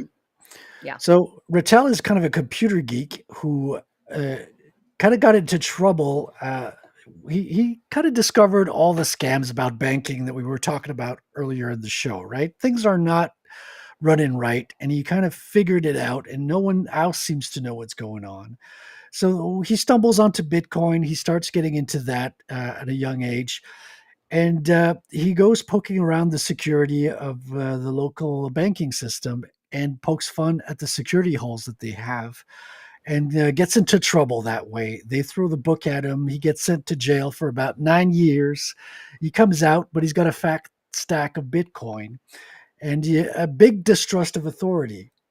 Now, on the inside, he learns like the tricks and trades of the criminals, but he keeps his moral compass pointed in the right direction. Now, he comes out of prison with dreams of creating a drone to fly out. All his, you know, repressed feelings of and yearning of freedom is just going wild once he gets back on the outside. He builds a quad board, which is what I call his drone that he rides kind of like a skateboard or a flying snowboard. And he builds a costume to protect his identity to stay anonymous because he learned the first time around that if you don't protect your identity, your anonymity, the cops come a knocking around. And he learned that the first time around. And in this first issue, he goes flying on his maiden flight as a superhero, and he stumbles on a young woman who's being chased by two Chinese gangsters, it seems. And the young woman is called Razum. She's a psychic spy with Russian origins, and she's followed by the Tiger Twins, which are two Chinese kung fu masters who are the only ones who can really go after a psychic, because psychics can distract you easily. I mean, women can distract you easily to start with. But on top of that, she uses her psychic powers to distract anyone who's after her, throw ideas into their heads, and just send them off on red herrings and goose chase. But the Tiger Twins are, kung fu masters, Shaolin masters. They have an iron will, and they stay focused on the course. But Rattel intercepts, and that's where the core of the story takes place in the first book. And there's a good fight scene. There's a good kung fu scene, like we were talking about with Bruce before, as we like to see in our comic books nowadays. Yeah, and you had said you made like about 50% of the book a fight scene Yeah, well, I mean, there's or actually action. yeah, action like what the baddies are introduced halfway point, and then we're led into the fight scene, and all the way to the end is the result of that. So half of the book is really good action scene and the interaction with the baddies. Right, right. And then yeah, so you have that up on Fund My Comic right now, and I'm trying to find that link. I've got it, and I'm gonna drop It's that. right on the front page as well. We're featured #1 currently, which is fantastic. Nice. Our backers tip, and they tip Fund My Comic. And when you tip Fund My Comic, that's what gets you to the top of the featured page. That's the special thing because you don't get anything when you tip Indiegogo. First of all, they tip themselves, right? If you don't pay attention, they pre-charge you a $6 tip or whatever the amount is. And And the wording is tricky to make you think you're tipping the creator. yeah, no, on top of that, if you want to change the amount to zero is not an option. You have to go to other amount because they have presets. Zero's not even in there. You have to go to other amount, handwrite zero, and it takes you extra steps just to avoid giving them money. So I'm always like, you make me hate you, Indiegogo. You make me despise you. And I don't know about Kickstarter much, but I think it's similar. But Fund My Comic not only is the default zero, if you if you're not logged in and you type a tip and then you log in at the end, it resets to 0 and you have to go back and add your tip. So that's, you can't accidentally tip them an amount you didn't want to. Right. But and on top of that, the amount that you do tip them, first of all, they take the less percentage from the creators of all the crowdfunding sites. They take 1%, which is insane. And all the tip goes to them making a better site, and they boost the campaign that you tipped on your purchase, which is absolutely a perfect mechanism to have included in this site. So Yeah. I mean, shout out.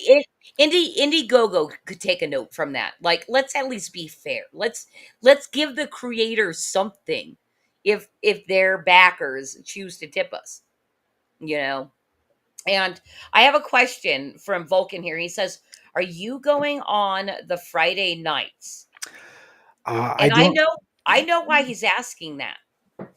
Do you Oh, first off, do you know the show the Friday nights? If you don't, no big I deal. I'll hook you up. I don't think so. I don't think I know what they are. And number 2 is I know Vulcan is asking you that because he's waiting to not back you right now on here on Creative Chaos. He's waiting for you to go on the Friday nights so that they get the credit. Oh, okay. It's Yeah. very rude. So No, I'm I not get it. I get it. No, I don't. Oh, yeah, because he's not backing on Flip City, which is so, Exactly. yeah. Why would you do that, Vulcan? Chide, Vulcan. We've always seen each other here. I thought we had a good thing going here, with Chrissy and all that. Exactly. But yeah, no, I will hook you up with the guys from the Friday nights. I'm sure they'll be more than happy to talk about you and make fun of you for being Canadian. That would be fantastic. And I'm Quebecois, by the way. I also know. hate. I also hate Canadians because they're the English. We fought the English for hundreds of years, Chrissy. Here's the thing. I love when people that I've met are like crowdfunding and then I see them on other people's sites Yes, and or shows. So I've gotten to know you better, because you're promoting right now. And exactly. I've heard you say that and I'm like, I'm never calling you French Canadian now. I mean, I get it. It's what because people don't know about Quebec. They don't know the history in North America, right? It's a very small place in the continent, and it wasn't influential in the United States. Well, it was in the early. We sold half of the United States. Did you know that? Because you guys are fucking idiots. France did. Yeah, France. They sold half of. Yet you're proud of being French Canadian. It was to fund the. Well, we're not French. We're French Canadian because the French sold us out, and then they left us to rot with the English here. So they abandoned us, Chrissy. Okay, so that's the thing. You seem very proud of your distinction from like the English Canadians. Fascinating to know also in the conversation that you were having with Bruce earlier to find out that you didn't even learn English until 3rd grade. Because I was curious Correct. about it because it kind of seemed like maybe French was your first language. You speak English perfectly. Mwah. Thank you. How? Well, I mean, my dad was in the army because you're not allowed to send your kids to English school here in Quebec unless Really? unless you're in a special situation. When your father's in the army, you could do that. I think if both your parents speak English, something like that, you could get an exception. But him being in the army, it was something that was allowed. I was the one that asked my parents to send me to English school because I was watching them watch English shows in the evening, and they would laugh, and it looked funny and interesting, and I didn't understand anything that was going on the TV because it was in English, foreign language to me at that time. So I asked to be sent to English school, and they thought it was a good idea, and they sent me there.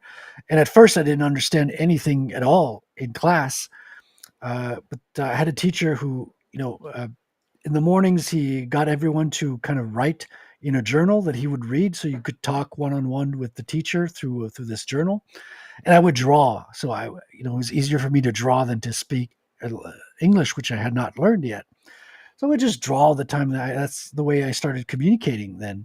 So that's kind of how it got started. Okay. Yeah. Very, very good. And I've got to say, I did know this. Craig over on the Friday nights, the main guy, the host of the show is Canadian, but he's English Canadian.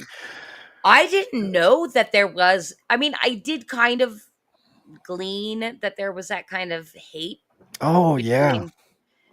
What's that all about? Well, it's the French versus the English, right? It's the same thing between Britain and France. But you guys are still holding on to it. Well, they started it, Chrissy. You know, they've been attacking us and trying to take us over all this time. We ain't taking it. We have our own culture, and we will fight back. And we have fought back. But we still pay So taxes to Ottawa. So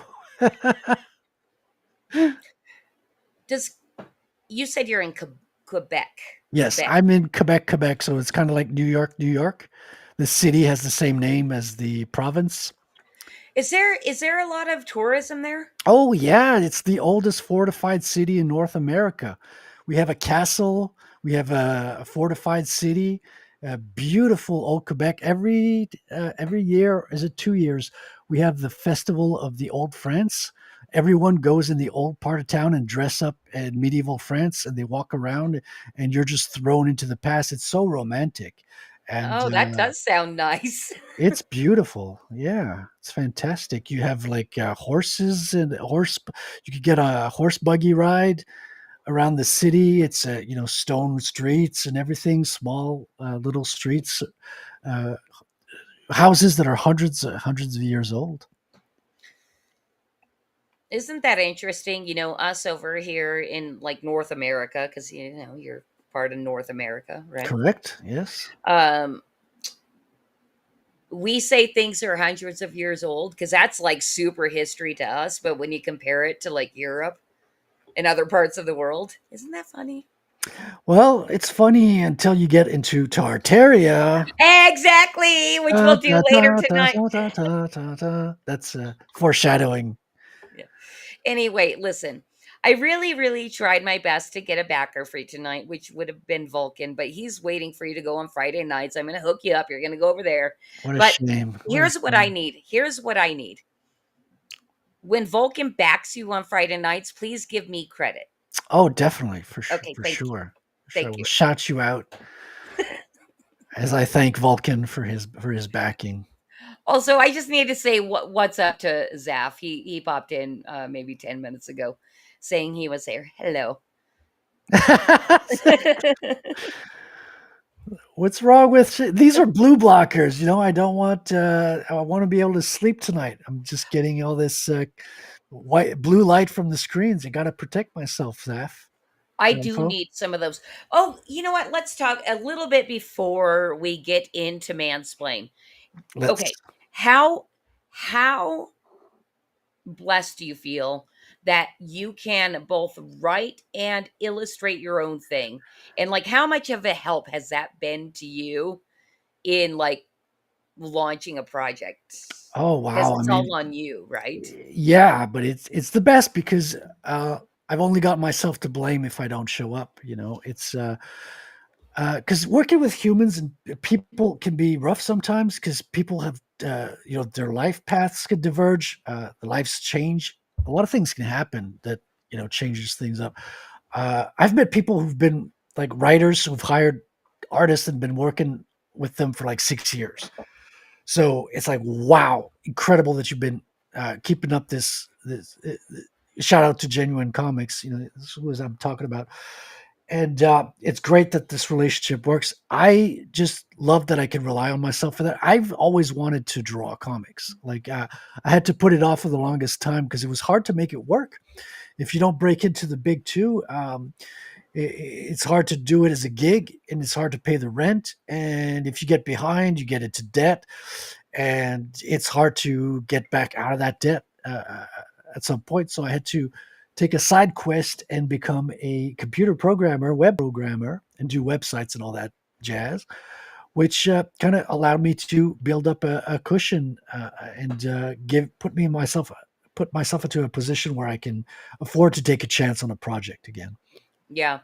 And I'm super hopeful, and you seem like you're heading in the right direction. I mean, You know, compared to the big crowdfunder guys, you know, $1,000 is not a lot, but it's nothing to sneeze at for a small unknown, really, but you are kind of known. You seem kind of like a popular guy on social media, actually, Frederick. Well, I was lucky. I was lucky because the right people kind of propped me up, right? Because I was not known at all. Like this is very recent. Like I haven't blown up until last week.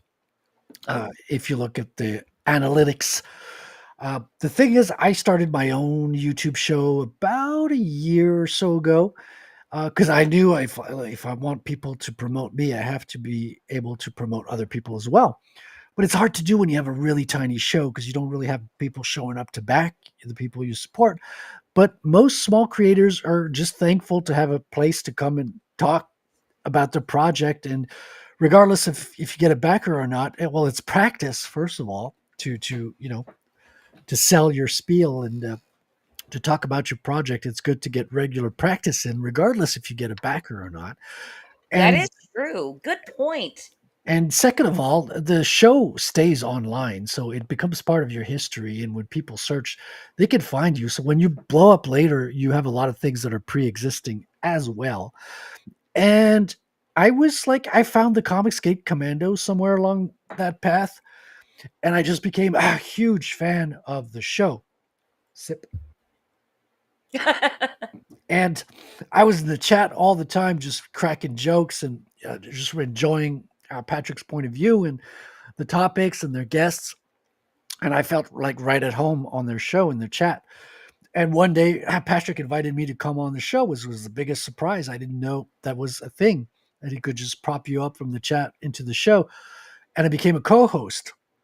And that's how I met Mike Barron and other guests, just by being a co-host on there, because Patrick would invite a lot of bigger names in the Comicsgate sphere as well. So that's how a lot of people got to know me for the first time, is on Comicsgate Commandos, because that's a little bit bigger than my show. It's not a huge show either, like in terms of numbers, like it's not that big at all. It's not, but it seems kind of popular. Well, we got Katie Did who comes on from time to time, and we got a lot of big names that come on. So the bigger guys check it out from afar because they see people they recognize on the show. And from Comicsgate, I got to go on Katie's show because she would drop the link in the Comicsgate chat as well. So I'd hop on, and eventually she let me into her green room. And being on Katie Did's show, well, she's a bigger voice in the space, right? She's not a comic book creator, but she promotes the heck out of everybody, and she gets a lot more views. So I got on her show, and what really helped kick off this past week, last weekend, when I started on the Commandos, which was a relatively small kickoff. We got 7 backers. And people made fun of me. They're like, "Ha ha, Comicsgate is dead. Look, he only got 7 backers." And Ethan Van Sciver saw that. And he was like, "Well, maybe we should have him on our show and give him a little boost." And that was the day after, the Sunday after, just right the day after. And right before the show started, we had already met our $500 goal, because we had gotten more backers during the day. So people were already backing during the day. So when I went on Ethan's stream, we got like, I don't know, 5 or 6 more. And then the next morning after that was Katie Did's show, Good Morning Comicsgate. We got 5 or 6 more on that show as well. So that was the big boost. That was like the big kickoff. And so being on Ethan's stream, that's what gave me like the big soapbox that makes it seem like I blew up, right? That's where it comes from. Things kind of calmed down after that. A lot of smaller channels have been having me on all week, and we've been talking about that experience, talking about quote unquote the haters. I didn't really get much hate, to be honest. I just got a couple, one person that gave a bit of a harsh critique. To be fair, a lot of what she said was good critique. A lot of them I took and fixed my campaign and improved it from what she said. But she also said stuff that was like, yeah, okay, you're crossing the line a little bit. So you took what advice that kind of rang true to you. So Yes. basically, you use discernment. Yes, it's an old-fashioned technique. Yeah, it kind of seems like that's what many people lack in the internet Well, space is discernment. well, I learned, to be honest, I learned that by watching Eric July. Eric July had the best opportunity online. Like he sold 1.3 million for his first comic book, which is an incredible opportunity that no one gets. No one gets that out of the gate. The problem is he handled it the worst possible way that you could, and Dude, that the was guy went on Fox News. it's crazy, You know, crazy. I'm like, Ethan told him all the because Ethan kind of spilled the beans recently. He showed the text exchanges that they had. 'Cause Eric went texted Ethan, okay, which printer do I get? Who do I hire? What do I do? How do I do this? How do I do that? Everything that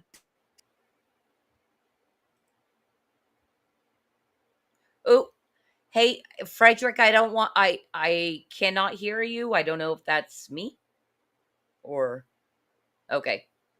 He's going to take a pee pee and pet his kitty. Oh my god, he's totally offline. And I'm completely by myself. Vulcan, help! I'm by myself. Well, which by the way, thank you for this comment. Vulcan's letting me know, letting Jason Sandberg down is like disappointing your grandpa. He's not mad. He's just disappointed. I feel that absolutely from Jason Sandberg. You guys, if you haven't checked out the Friday nights, you definitely need to do that. And Zaffo, he told me he was here, and I appreciate that. For anybody that happens to be catching this show on Roku and you see these chats coming up, this is something that you can do because I know on Roku where you're seeing this show on a replay. Check out Madness Entertainment Group over on YouTube or Flip City Magazine. I personally would prefer you come and subscribe to Flip City Magazine, but that's because that's what I'm promoting. If you're enjoying the show and want to interact and have your chats popped up live online while we're having a chat with our guests, you can do that by following us on YouTube and chatting with us. It's a fun thing. I see you yeah, and I hear you. can you hear me? Yeah. I got super scared, Frederick, because I hate being by myself on stream. It's like a panic inducing thing. Okay, hold on. Let me try again. Can I could hear him. He apparently could not hear me. So I guess I guess we'll be seeing Frederick again in just a moment. Yeah, Vulcan, I'm thinking Okay, Bruce. that should work. Yes, I can hear you. Can you hear me now? Yes, I hear you now.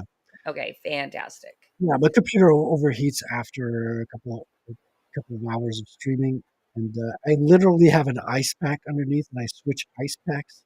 I'm sorry, what overheats? The computer, the laptop.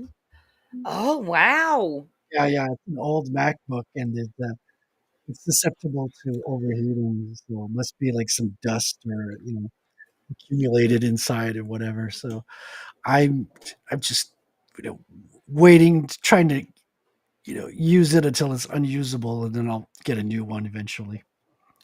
Hey, so I was just thinking that like Rattel's hoverboard might help you with that as well. Just put under the Mac. Oh yeah, for sure. I mean, you could get like support, Can. like a support that has fans underneath, but ice seems to work really well. All right. Well, because you gave up your last 1 minute of promotion, everybody go check out Rattel on Fund My Comic. It is at the very top of the page. You go to fundmycomic.com, you're going to find it. Vulcan, if you can grab the link from the description of the video and post it, I'd be ever so grateful. And I won't give you any more crap for waiting to back Frederick until later. I totally get it. All right, let's get into mansplain because you were kind of touching on it anyway, and I don't have any other ideas That's right, at the Toots. moment. Let's get into mansplaining. All right, let's do it. You see, when someone lacks the brain power to thoughtfully navigate their way through a subject or idea, they need it to be explained to them, preferably by a man. Indeed. I actually do buy explanations from men way more than a woman explaining anything to me. Oh yeah. Unless it's about like periods or like menopause, then Yeah, I'll trust the woman. I mean, there's exceptions, of course. Like I've Yeah. met many a smart woman in my, my life, and shout out to them. But I mean, let's not kid ourselves. I mean, men are motivated to get smarter, and they're the hunters, and they want to get smart to get laid, and to be able to provide and all that. Uh, it's just it's not that women can't do things. It's most of the guys are doing the things. It's just the way it is. It's not the women can't be smart. It's just most of the smart people are guys. It's just that's the way it is. I mean, we all wish we could be in a perfectly balanced world, and well, maybe we don't. Maybe it's fine the way it is. But yeah, we can't ignore reality. We've been ignoring reality the past 5 years or 10 years, and it's gotten us into a lot of trouble. We've just been believing people's fantasies and just pretending that things are the way we'd want them to be instead of how they really are. Listen, I believe, between I think men and women are equally strong in their own fields, right? And it's a perfect balance. You need to find that perfect balance, especially by also cutting through all the fucking propaganda Exactly, and and we need each other. I mean, vibe. we're Mhm. best when we're working together on our strengths, and they've been trying to tear us apart. I mean, I think men and women need to be making families and babies, and building empires and stuff. Yeah. I really hope that you find somebody that you fall in love with and make babies, Frederic. I think you'd be a great dad. Well, thank you. I mean, I'll go out on the prowl really soon. Right now, I got. Well, you're busy. I understand. And then I want to hear about your prowling. Sounds good. And I'm sure Katie would too. I think maybe me and Katie should do a show with you. We can hear all about your prowling. Follow up, yeah. Yeah. It sounds good. Sounds good, man. I mean, I'm living right in the center of the city, so there's lots of spots to visit, lots of bars, lots of watering holes, so to Churches. speak. Yep. Churches, yes, there are churches. I mean, and there's lots of tourists as well. So Oh, that is true. Oh, maybe you can find I don't know if you want to be American, but if you did, maybe you can find an American woman. I mean, I might become an American soon just by virtue of the 51st state being a thing. We'll find out soon. Stay tuned. We'll see if that happens. Anyways, we've been in mansplain for at least a minute. And I haven't Now, mansplained anything yet. and you haven't. And I'm super waiting for like what kind of word you choose to call me, be it toots or darling or I don't think that darling doesn't seem like a Quebecian term, but I did have a question for you because we had touched on it right before the segment about you being kind of this is your first crowdfund, and we were talking Yes. backstage Yeah. about your pitfalls, what you've learned, all that kind of stuff. So, and I like first time creators or first time crowdfunders on this show to give other people that might be like looking into it advice. So it's not quite a question, I guess. Just kind of like tell us your experience. Okay, that sounds good. I mean, I don't feel like I know what I'm doing this first time around, but I might be underplaying it, to be honest, because I did see a lot of other people. I've been watching other people do their campaigns for years, so I've got secondhand knowledge is abundant and is out there, so it's not hard to get. The thing is, when you do it yourself, it's different because you have to make everything happen. You have to create all the things. You have to make sure everything's there, and eventually you have to set a date and have everything done by that date. So the thing I chose to do, because people do it a different way. Some people crowdfund it at the beginning of their project, some at the middle, some at the end. I wanted to crowdfund at the middle, but it didn't feel right.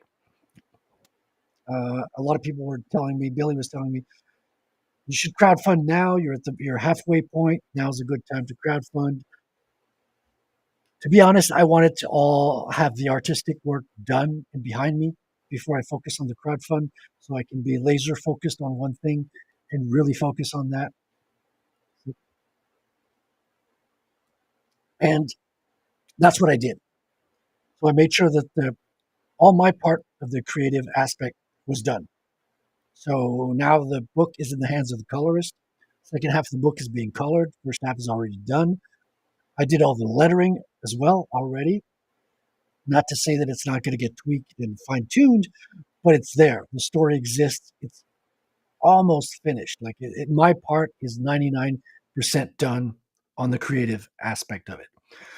That being said, creating the page, you have a lot of things to do on the visual aspect of it. You'll have samples. You want to give us people a good impression of what the comic's going to look like and feel like. And the story, you have to give an intrigue so people want to know more. You can't just flatly state something that is. You have to kind of hook them to want them to want to follow up and dive into the story and know what's going to happen. Follow up on the hook though. Like for you in particular, was it difficult coming up with a hook, or did you kind of know while you were creating the thing what is the hook? I mean, it was Patrick that kind of said to me, like, okay, you want to start your campaign with a question. So it wasn't that difficult because I know my story. The story's done, so I know it by heart now. And so it was just a matter of presenting it in a way that we're used to seeing in, Saturday morning, cartoon hooks, like the way they'd sell you the next episode at the end of an episode. You just get into that mindset of, will our hero be able to make it out alive? The odds are against him and he faces an incredible challenge. Will his resources be enough for him to find out next week? It's kind of that, you got to get into that mindset a little bit, throw people in that story mode, and question the will it, won't it happen kind of the thing. So I kind of got into that headspace when formulating that. That's interesting. I've never thought of like opening my shit with a question, but my question for Flip City Magazine would be, do you have a stick up your butt? Find out next episode. Yeah. I mean, it was Patrick that sold me that tip, to be honest. The art was already done by that time. Like I was saying earlier, like I have done 1 year of preparing in terms of like having my own show every Tuesday. So just showing up and doing a show, which for most of the time was just hanging out with friends I met online and talking about popular culture stuff. A lot of the shows were not very well geared to an audience. They were just us hanging around shooting the shit. But at one point, I invited a guest on, and to my surprise, he said yes. And I was like, oh, wow, okay, I got to interview him now. He said yes. And he didn't know he was our first guest. I actually found out months later, which is funny. Shout out B.A. Turner. Thanks for being our first. Hey, not a bad first guest. He's a great guest. He's a very down-to-earth guy, has a lot of interesting things to say. And controversial. Yeah, which is good. And very thoughtful person to talk to. And from BA, we went to, well, we all love his artist. My co-host, Lord Otter, hired him for a lot of his art. And we were like, I wonder if we could get Corey Barton to come on. And lo and behold, he said yes, too. And we were on a roll. Now, we didn't have a guest every week, but every once in a while we came back to having a guest. And you get better at it You know, you learn from your fuck ups, what not to do, and then you know it becomes natural because at the end of the day, it's just talking about people's creative process, about the content of the story. And people love talking about that. You know, comics are their passion. So when you get people talking about their passion, that's kind of most of the time it's very easy to do. Mhm. It's why I formatted this show this way. It's like I'm fucking lazy. I'm like, but I feel like I know how to talk to people enough. I have enough communication skills to be like, hey, talk about yourself. By the way, you've been doing a great job all night and last time too. Well, see, that's the thing. That's the thing about streaming for a year before I did my campaign. It warms you up. It gets you used to talking.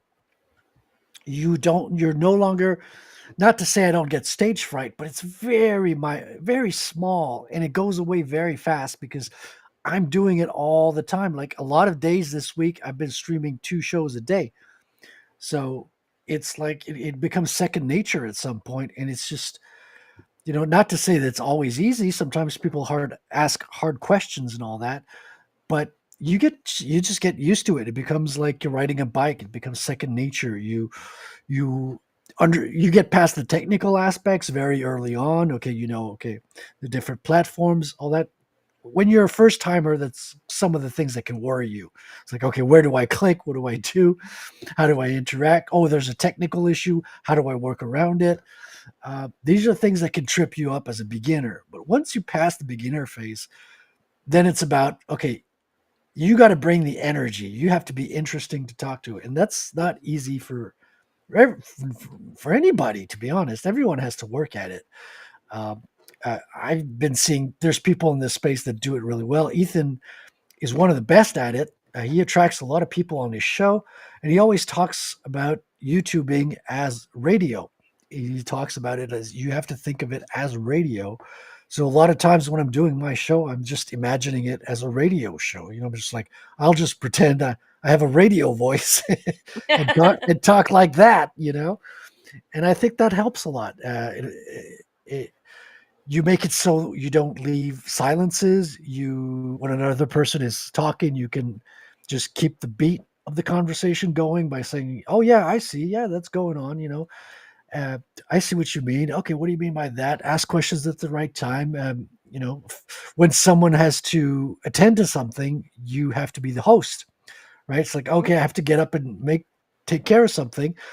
Well, you have to go into a conversation. You have to pick up and rant about something, and it's got to be interesting enough that you don't lose people who are in the audience.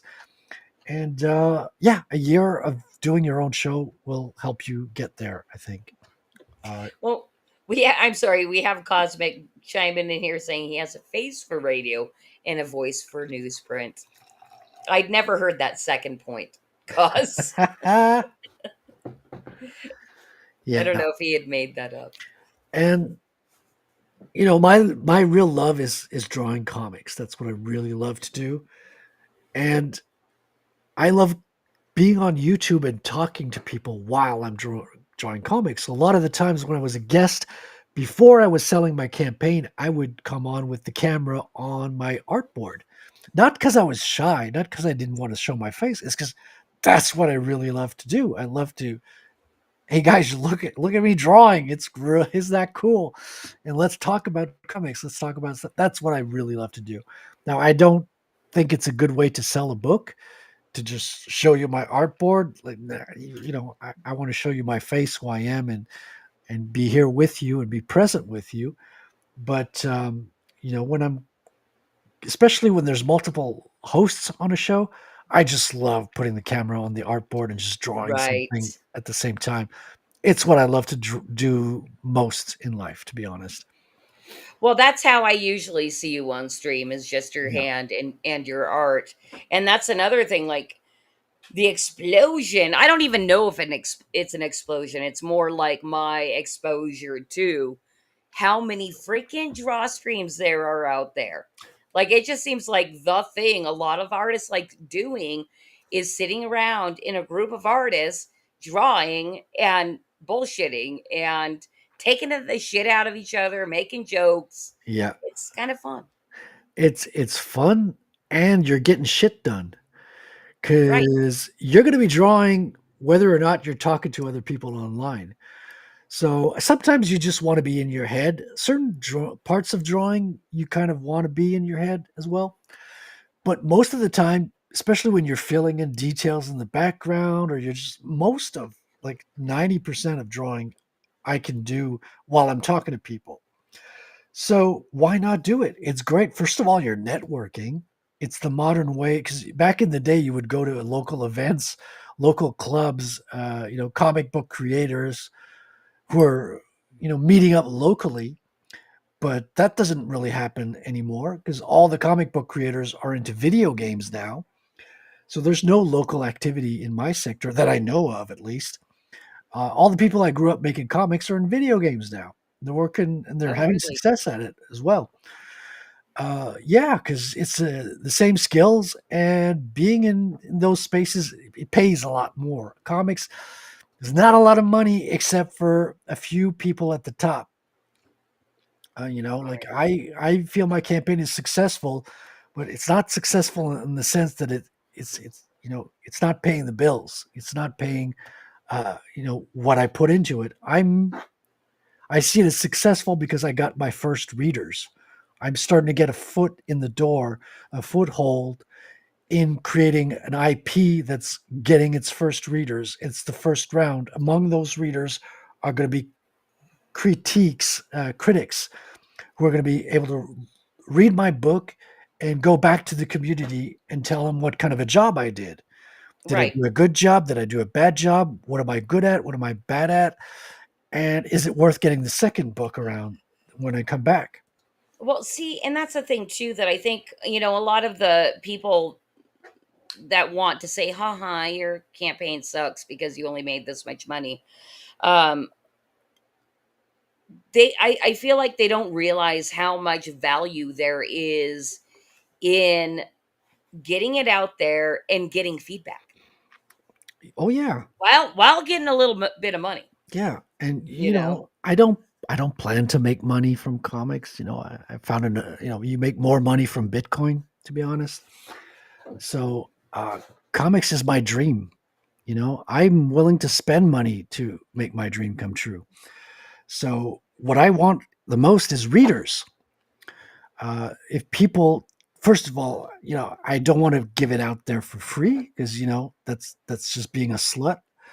What I do has value, and people to I want people who see the value to be my readers. I don't you want to you give it want away for people to free. marry you.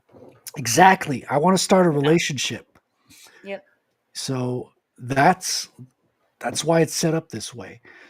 And I, I I have a story to tell, and I have dreams of making something absolutely exciting that people are going to love.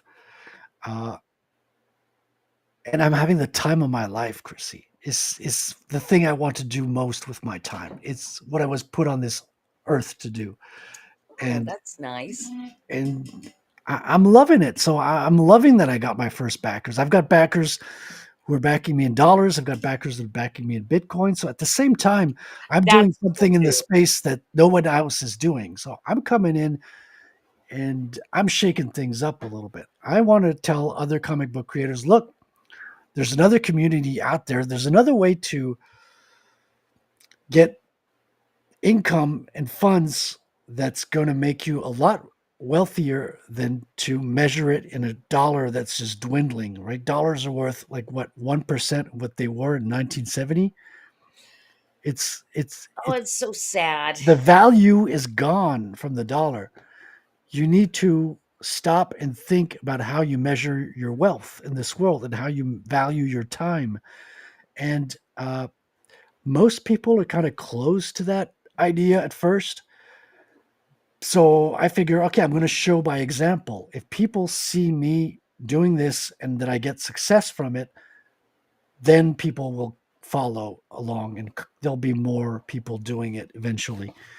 And at the same time, I want to show Bitcoiners, hey, there's a lot of really cool, interesting comics that you can get that are based and have conservative values like you guys have that are Right. really interesting, and you can support artists that are making cool stuff. Well, I mean, it's kind of like exposing these people who are the type of people that would want to support a counterculture. That Yes. there's actually a huge freaking counterculture, but because we live in the digital age of distraction and screaming zeros and ones, their voice cannot reach you unless somebody specifically tells you.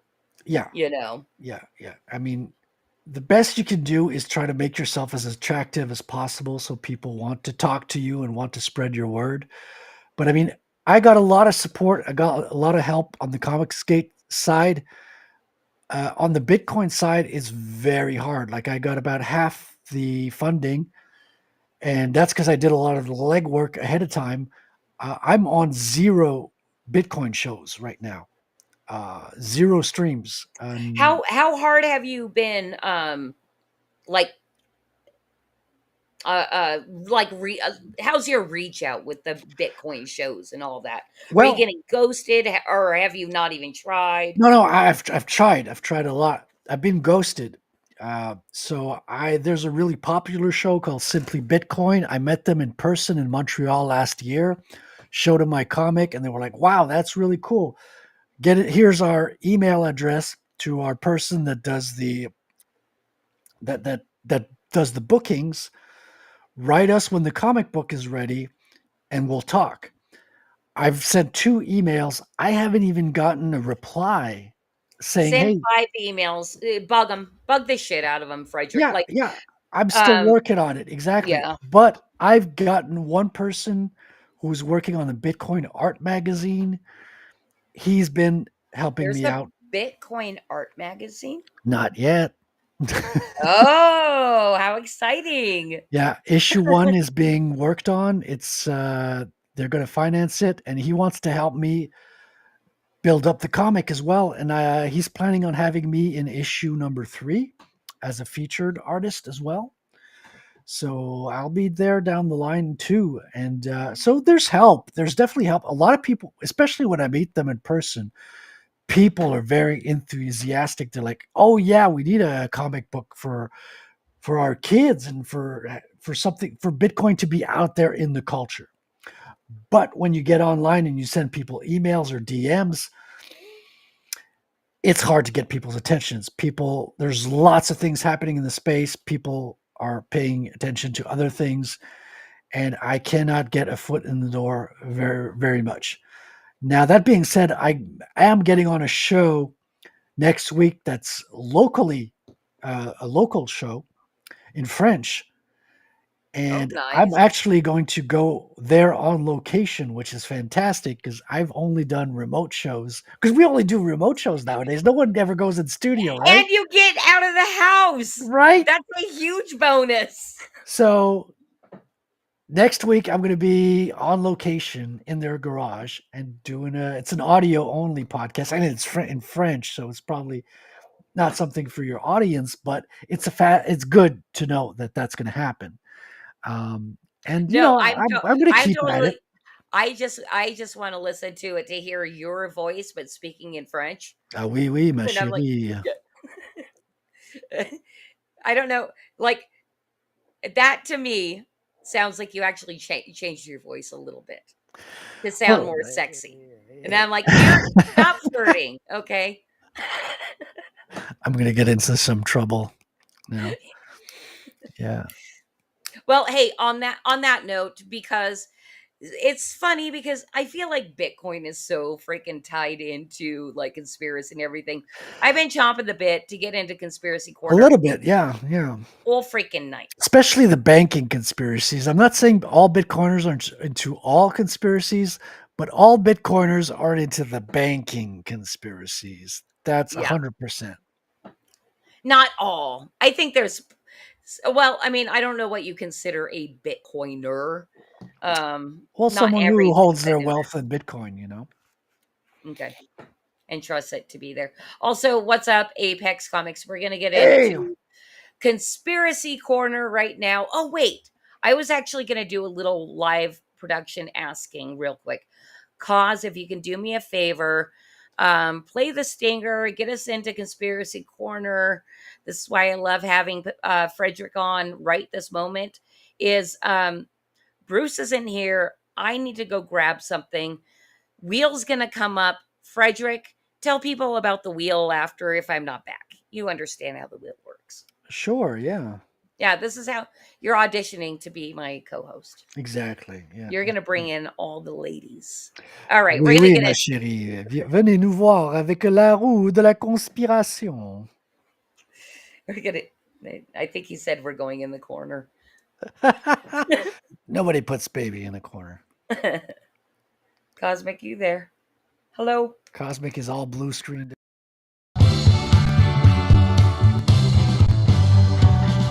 I wanna live with a conspiracy girl. I could be prepping the rest of my life with a conspiracy girl. Those weren't aliens.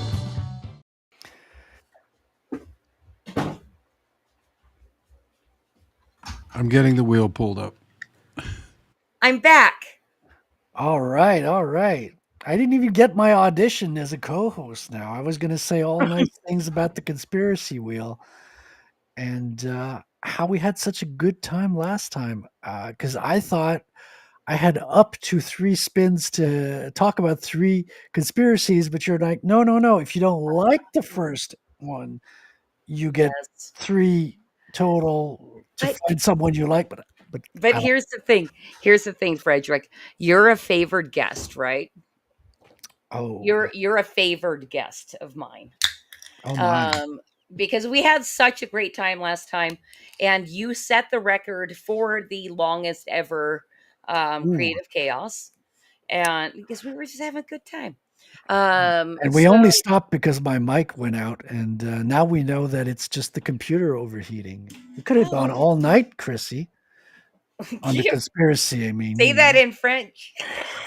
ça aurait pu durer toute la nuit, ma chérie.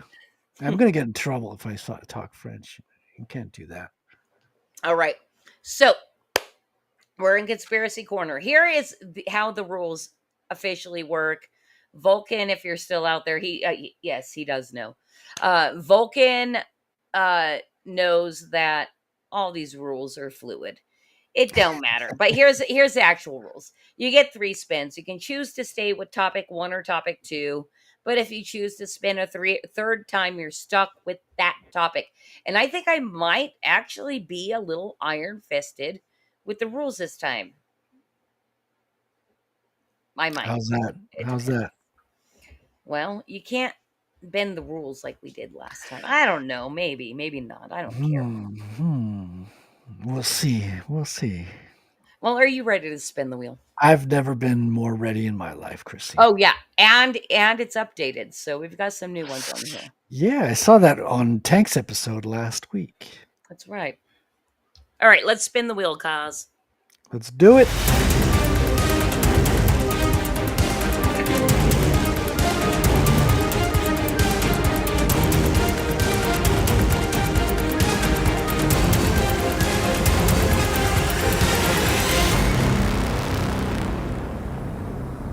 Freeze.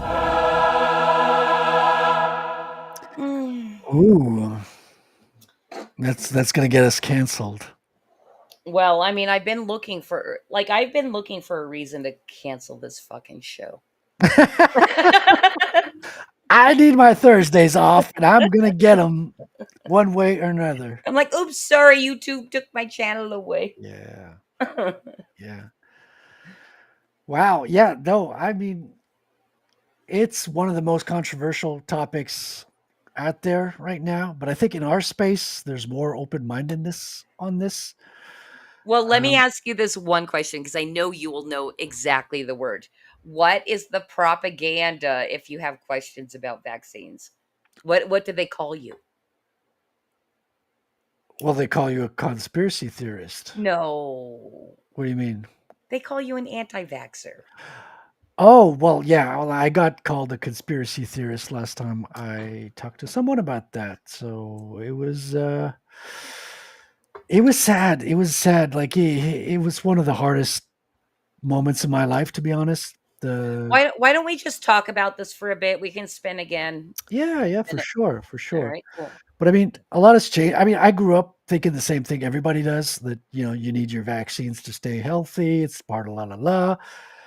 And then the COVID thing happened, and the way they forced it, and the way they imposed it, and the way they were using draconian methods, raised my spidey senses, kind of got tingling, and I was like, something's not right about this. So let's look into it.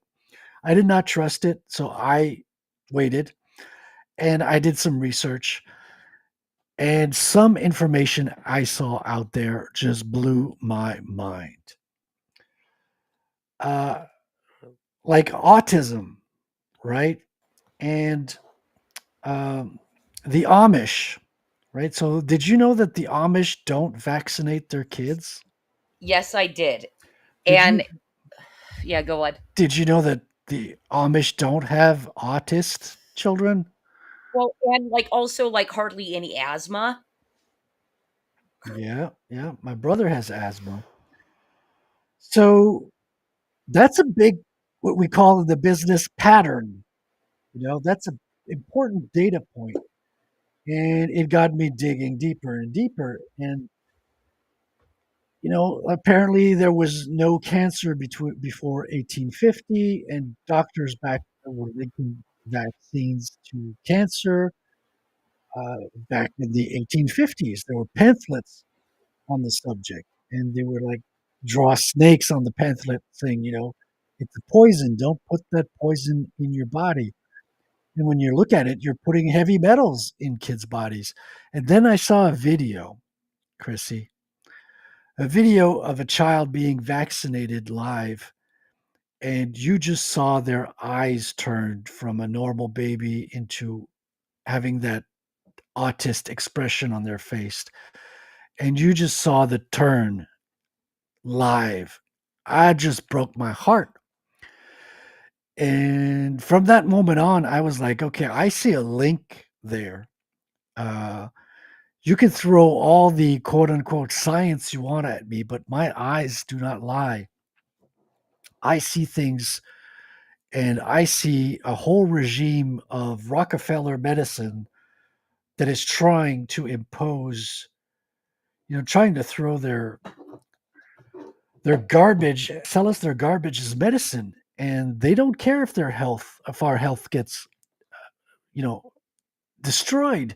They're actually making money off of it by selling us these fake cures and all that. So I became radicalized in terms of what we learned as in school, what we learned on TV, what we learned is wrong. And the cold hard facts do not lie. If the Amish don't vaccinate and they don't have autist children. There's Right. a pattern you cannot deny there. And one of these days we have to face the facts. We have to look things in the eyes and be able to recognize that we've been hoodwinked, and we need to stand up and make different decisions about our health and what we put into our system and our kids' systems.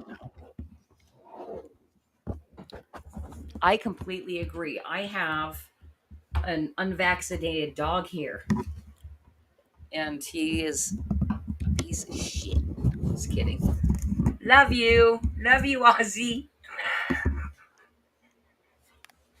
I understand why you stick to cats. Well, I mean, they act up sometimes as well. It's just that they're sleeping at the stream time. So that's why I'm lucky, because when they start meowing and needing attention, nothing will deter them. So Yeah, well, we've got cats as well. Hey, you had said a key word to me, or in your explanation, and that was radicalization. Is it vaccine, like that video that like completely radicalized you, or do you have a key moment that well, kind yeah, of turned you into a conspiracy theorist? Well, I've never saw myself as a conspiracy theorist. I just know that other people will see me like that. I just see me as someone who's curious and is asking questions and is looking for the truth and is looking to have an open debate about any topic. Now, the problem Yeah. is when you do that in modern life, you quickly get labeled because most people are Oh, not yeah. equipped to have debates anymore.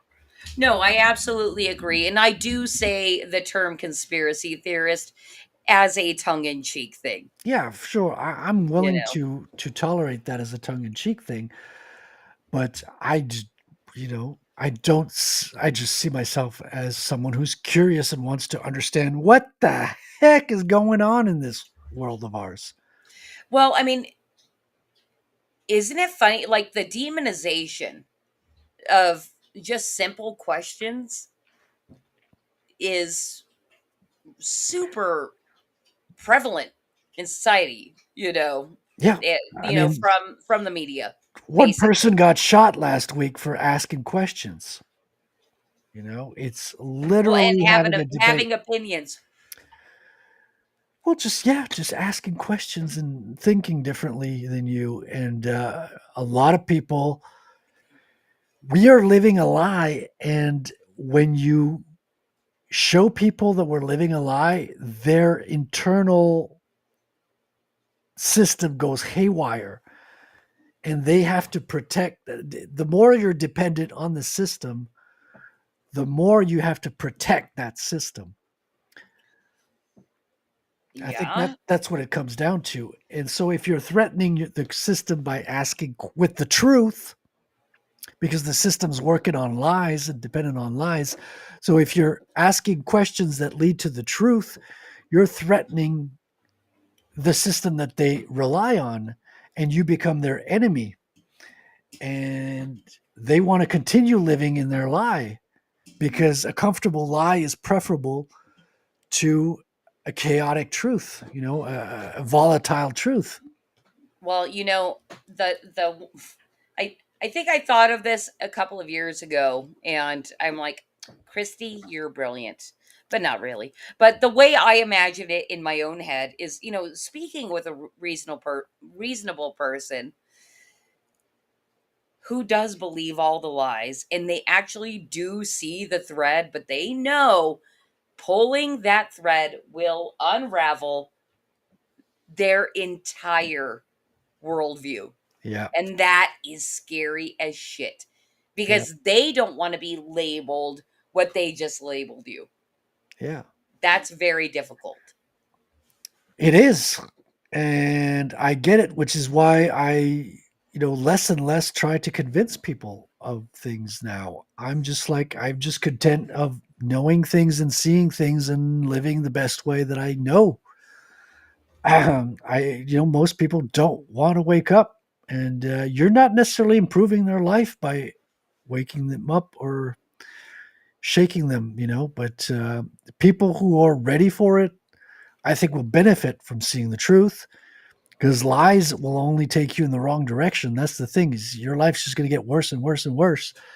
If you're living a lie, it's just going to be a smooth, comfortable ride down to your life getting worse. That's the problem. That's what I tell, just, bringing it back to Bitcoin and dollars really quickly. Bitcoin goes up, but it's a volatile ride up. It's shaky. The price changes day to day, but it's going up. Now, the dollar is a smooth, comfortable ride down to zero. And people want a smooth, comfortable ride down, regardless if it takes them to zero. That makes So sense. I'm like, okay, well, you have fun getting poor. I'm going to take the shaky way all the way to the top. That's any day. All right, Frederic, this is what I want to do. I want to spin that wheel one more time. We're not branding you tonight, so this is going to be the end of the show. So, Chrissy, are you saying you're going to bend the rules for me now again? well, not really, because I'm doing a second spin in lieu of us not having to brand you again. Okay, I'll take it. All right. So let's spin again. And Let's you can do it. choose to stick with us or not. I love the music. It's very dramatic. It is. Thank you, Wheel of Names.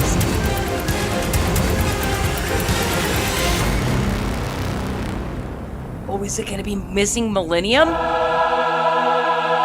New Age versus religion. Interesting. If you want to get a little more on the spiritual side. Right. But did you see the one right before that? It was going to be Missing Millennium. Oh, that one's easy. Missing Millennium. Let's do it. Okay, let's do it. I give you a -1. Let's put our finger on the scale a little bit. Yeah, because I mean, I wish I could pull up the pictures because the picture is worth 1,000 words. The thing is, they changed the numbers on certain buildings, right? They added a Roman M to add 1,000 years on the dates of certain buildings, and we have photographic proof of that. Now, I'm not showing the pictures on screen, so you have to take my word for it, which is worthless in this day and age. But for the sake of conversation, it's out there. You can Google it. You can see the dates changed. A lot of the old dates on buildings started with a J for Jesus, right? Because we are, AC after Christ. And it was J 546, and they turned the J's into ones and added a 1 to a lot of the years. And they basically added 1,000 years on the dates of buildings. Now, they also claim that there's a dark age that we have no trace of history because everything went dark for a period of about 1,000 years. Right. How convenient. Is it not? So I think we're actually, in the year 1025. Well, actually, that might be off as well because we changed calendars along the way as well. So, like the best calendars were 364 days calendars with an extra day that's out of the year. So that extra day is not a day of the week. So it's not a Monday, Tuesday. It's just out of the years. It was the New Year's Eve, if you will. And the New Year's Eve used to be April 1st. And then really? they changed it. And the people who would hold on to April 1st as the New Year, they would call them April Fools. That's where that comes from. Frederic, I really wish I could super pay attention to what you're saying, but I'm literally being attacked by a 90-pound dog. Yes. It sucks. I mean, that's a great metaphor for the world we're living in, Chrissy. It's our attention is under attack at all times by every distraction, left and right. And they don't want us to focus on the truth that we're not living in the world we think we're living in. So January and February weren't even months. Well, it's in the name, September. Sept is French for 7. It's the 7th month. That's right. Oct is for 8. 8th month. It's all in the names. Like it's not far-fetched. It's not, and it's all kind of in our faces. Yes, it's not even hidden. It's just people don't even want to stray slightly from the beaten path. So they're not even going to look. But it's there. It's in your face. It's slapping you across the face. And we just don't want to be challenged because being challenged is difficult because you have to change the way you think. And there's growing pains that comes with doing that. So who wants growing pains? Nobody. But if you don't have growing pains, but if you don't have growing pains, you don't grow. That's the thing. Is you stay in the world you knew, in the matrix, so to speak. That is true. Yeah. Well, Frederic, I'm going to close it down for the night because of this guy. It makes sense. It's about that time as well. Yeah. We gave the wheel 2 good spins. we set our mind. We talked about Rattel. I got to mansplain. I met Yeah, Bruce. you I did. got fanboyed. So it was a wonderful show, Chrissy. As always, as before, I'm delighted as always to be a guest on your show. You fanboyed TF out. It was good times. So, Frederic, as we close out, where Yes. should everybody find you? Well, they can find me at retellcomic.com. That's the site for the project. You can find me on Twitter at character creator. Take out the last vowel of each word, and that'll get you to me. And where I post regularly art and information about my campaign these days, and musings on my life, and a little bit about Bitcoin as well. And you can find me on Fund My Comic and Geyser if you want to get your hands on the comic book and read an interesting story with heroic values and a well thought out story with dynamic kung fu action in the second half of the book. And I would love to stay in touch with everyone listening. And hopefully we can exchange on the storytelling and create culture together that is not based on woke propaganda, but is just echoing the values of being human and questioning the world we live in and enjoying the life we have.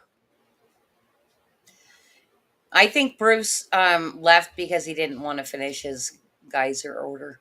Well, we'll stay in touch. We'll figure We will. something out.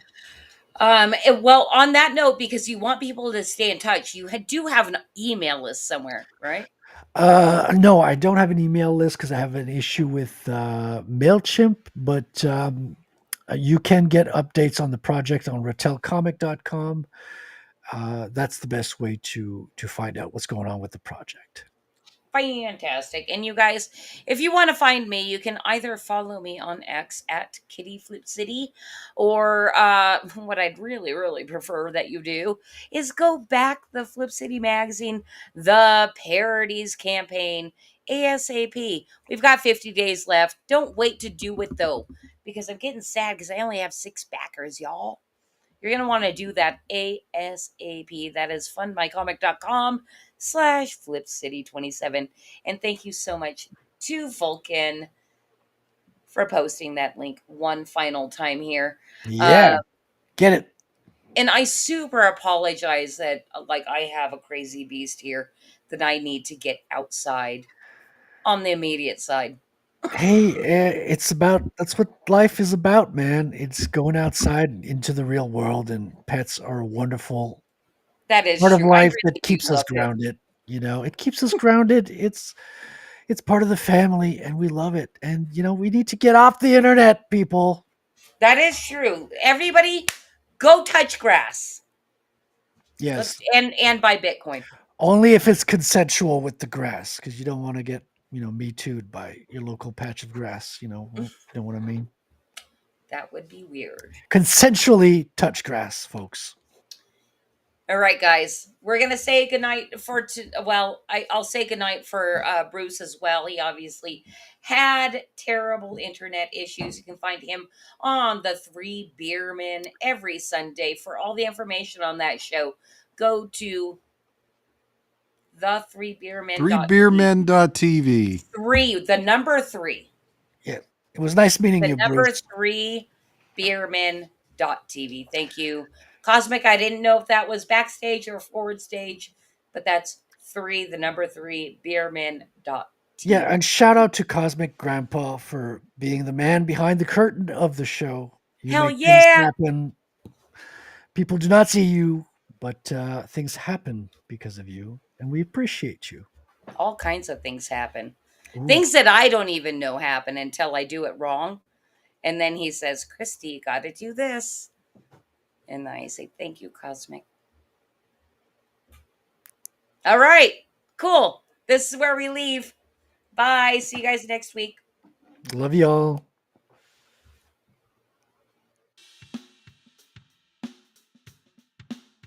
Okay, class. List everything insensitive. exclusionary, bigoted, nationalistic, misogynistic, and offensive that you can find in history's great myths and legends.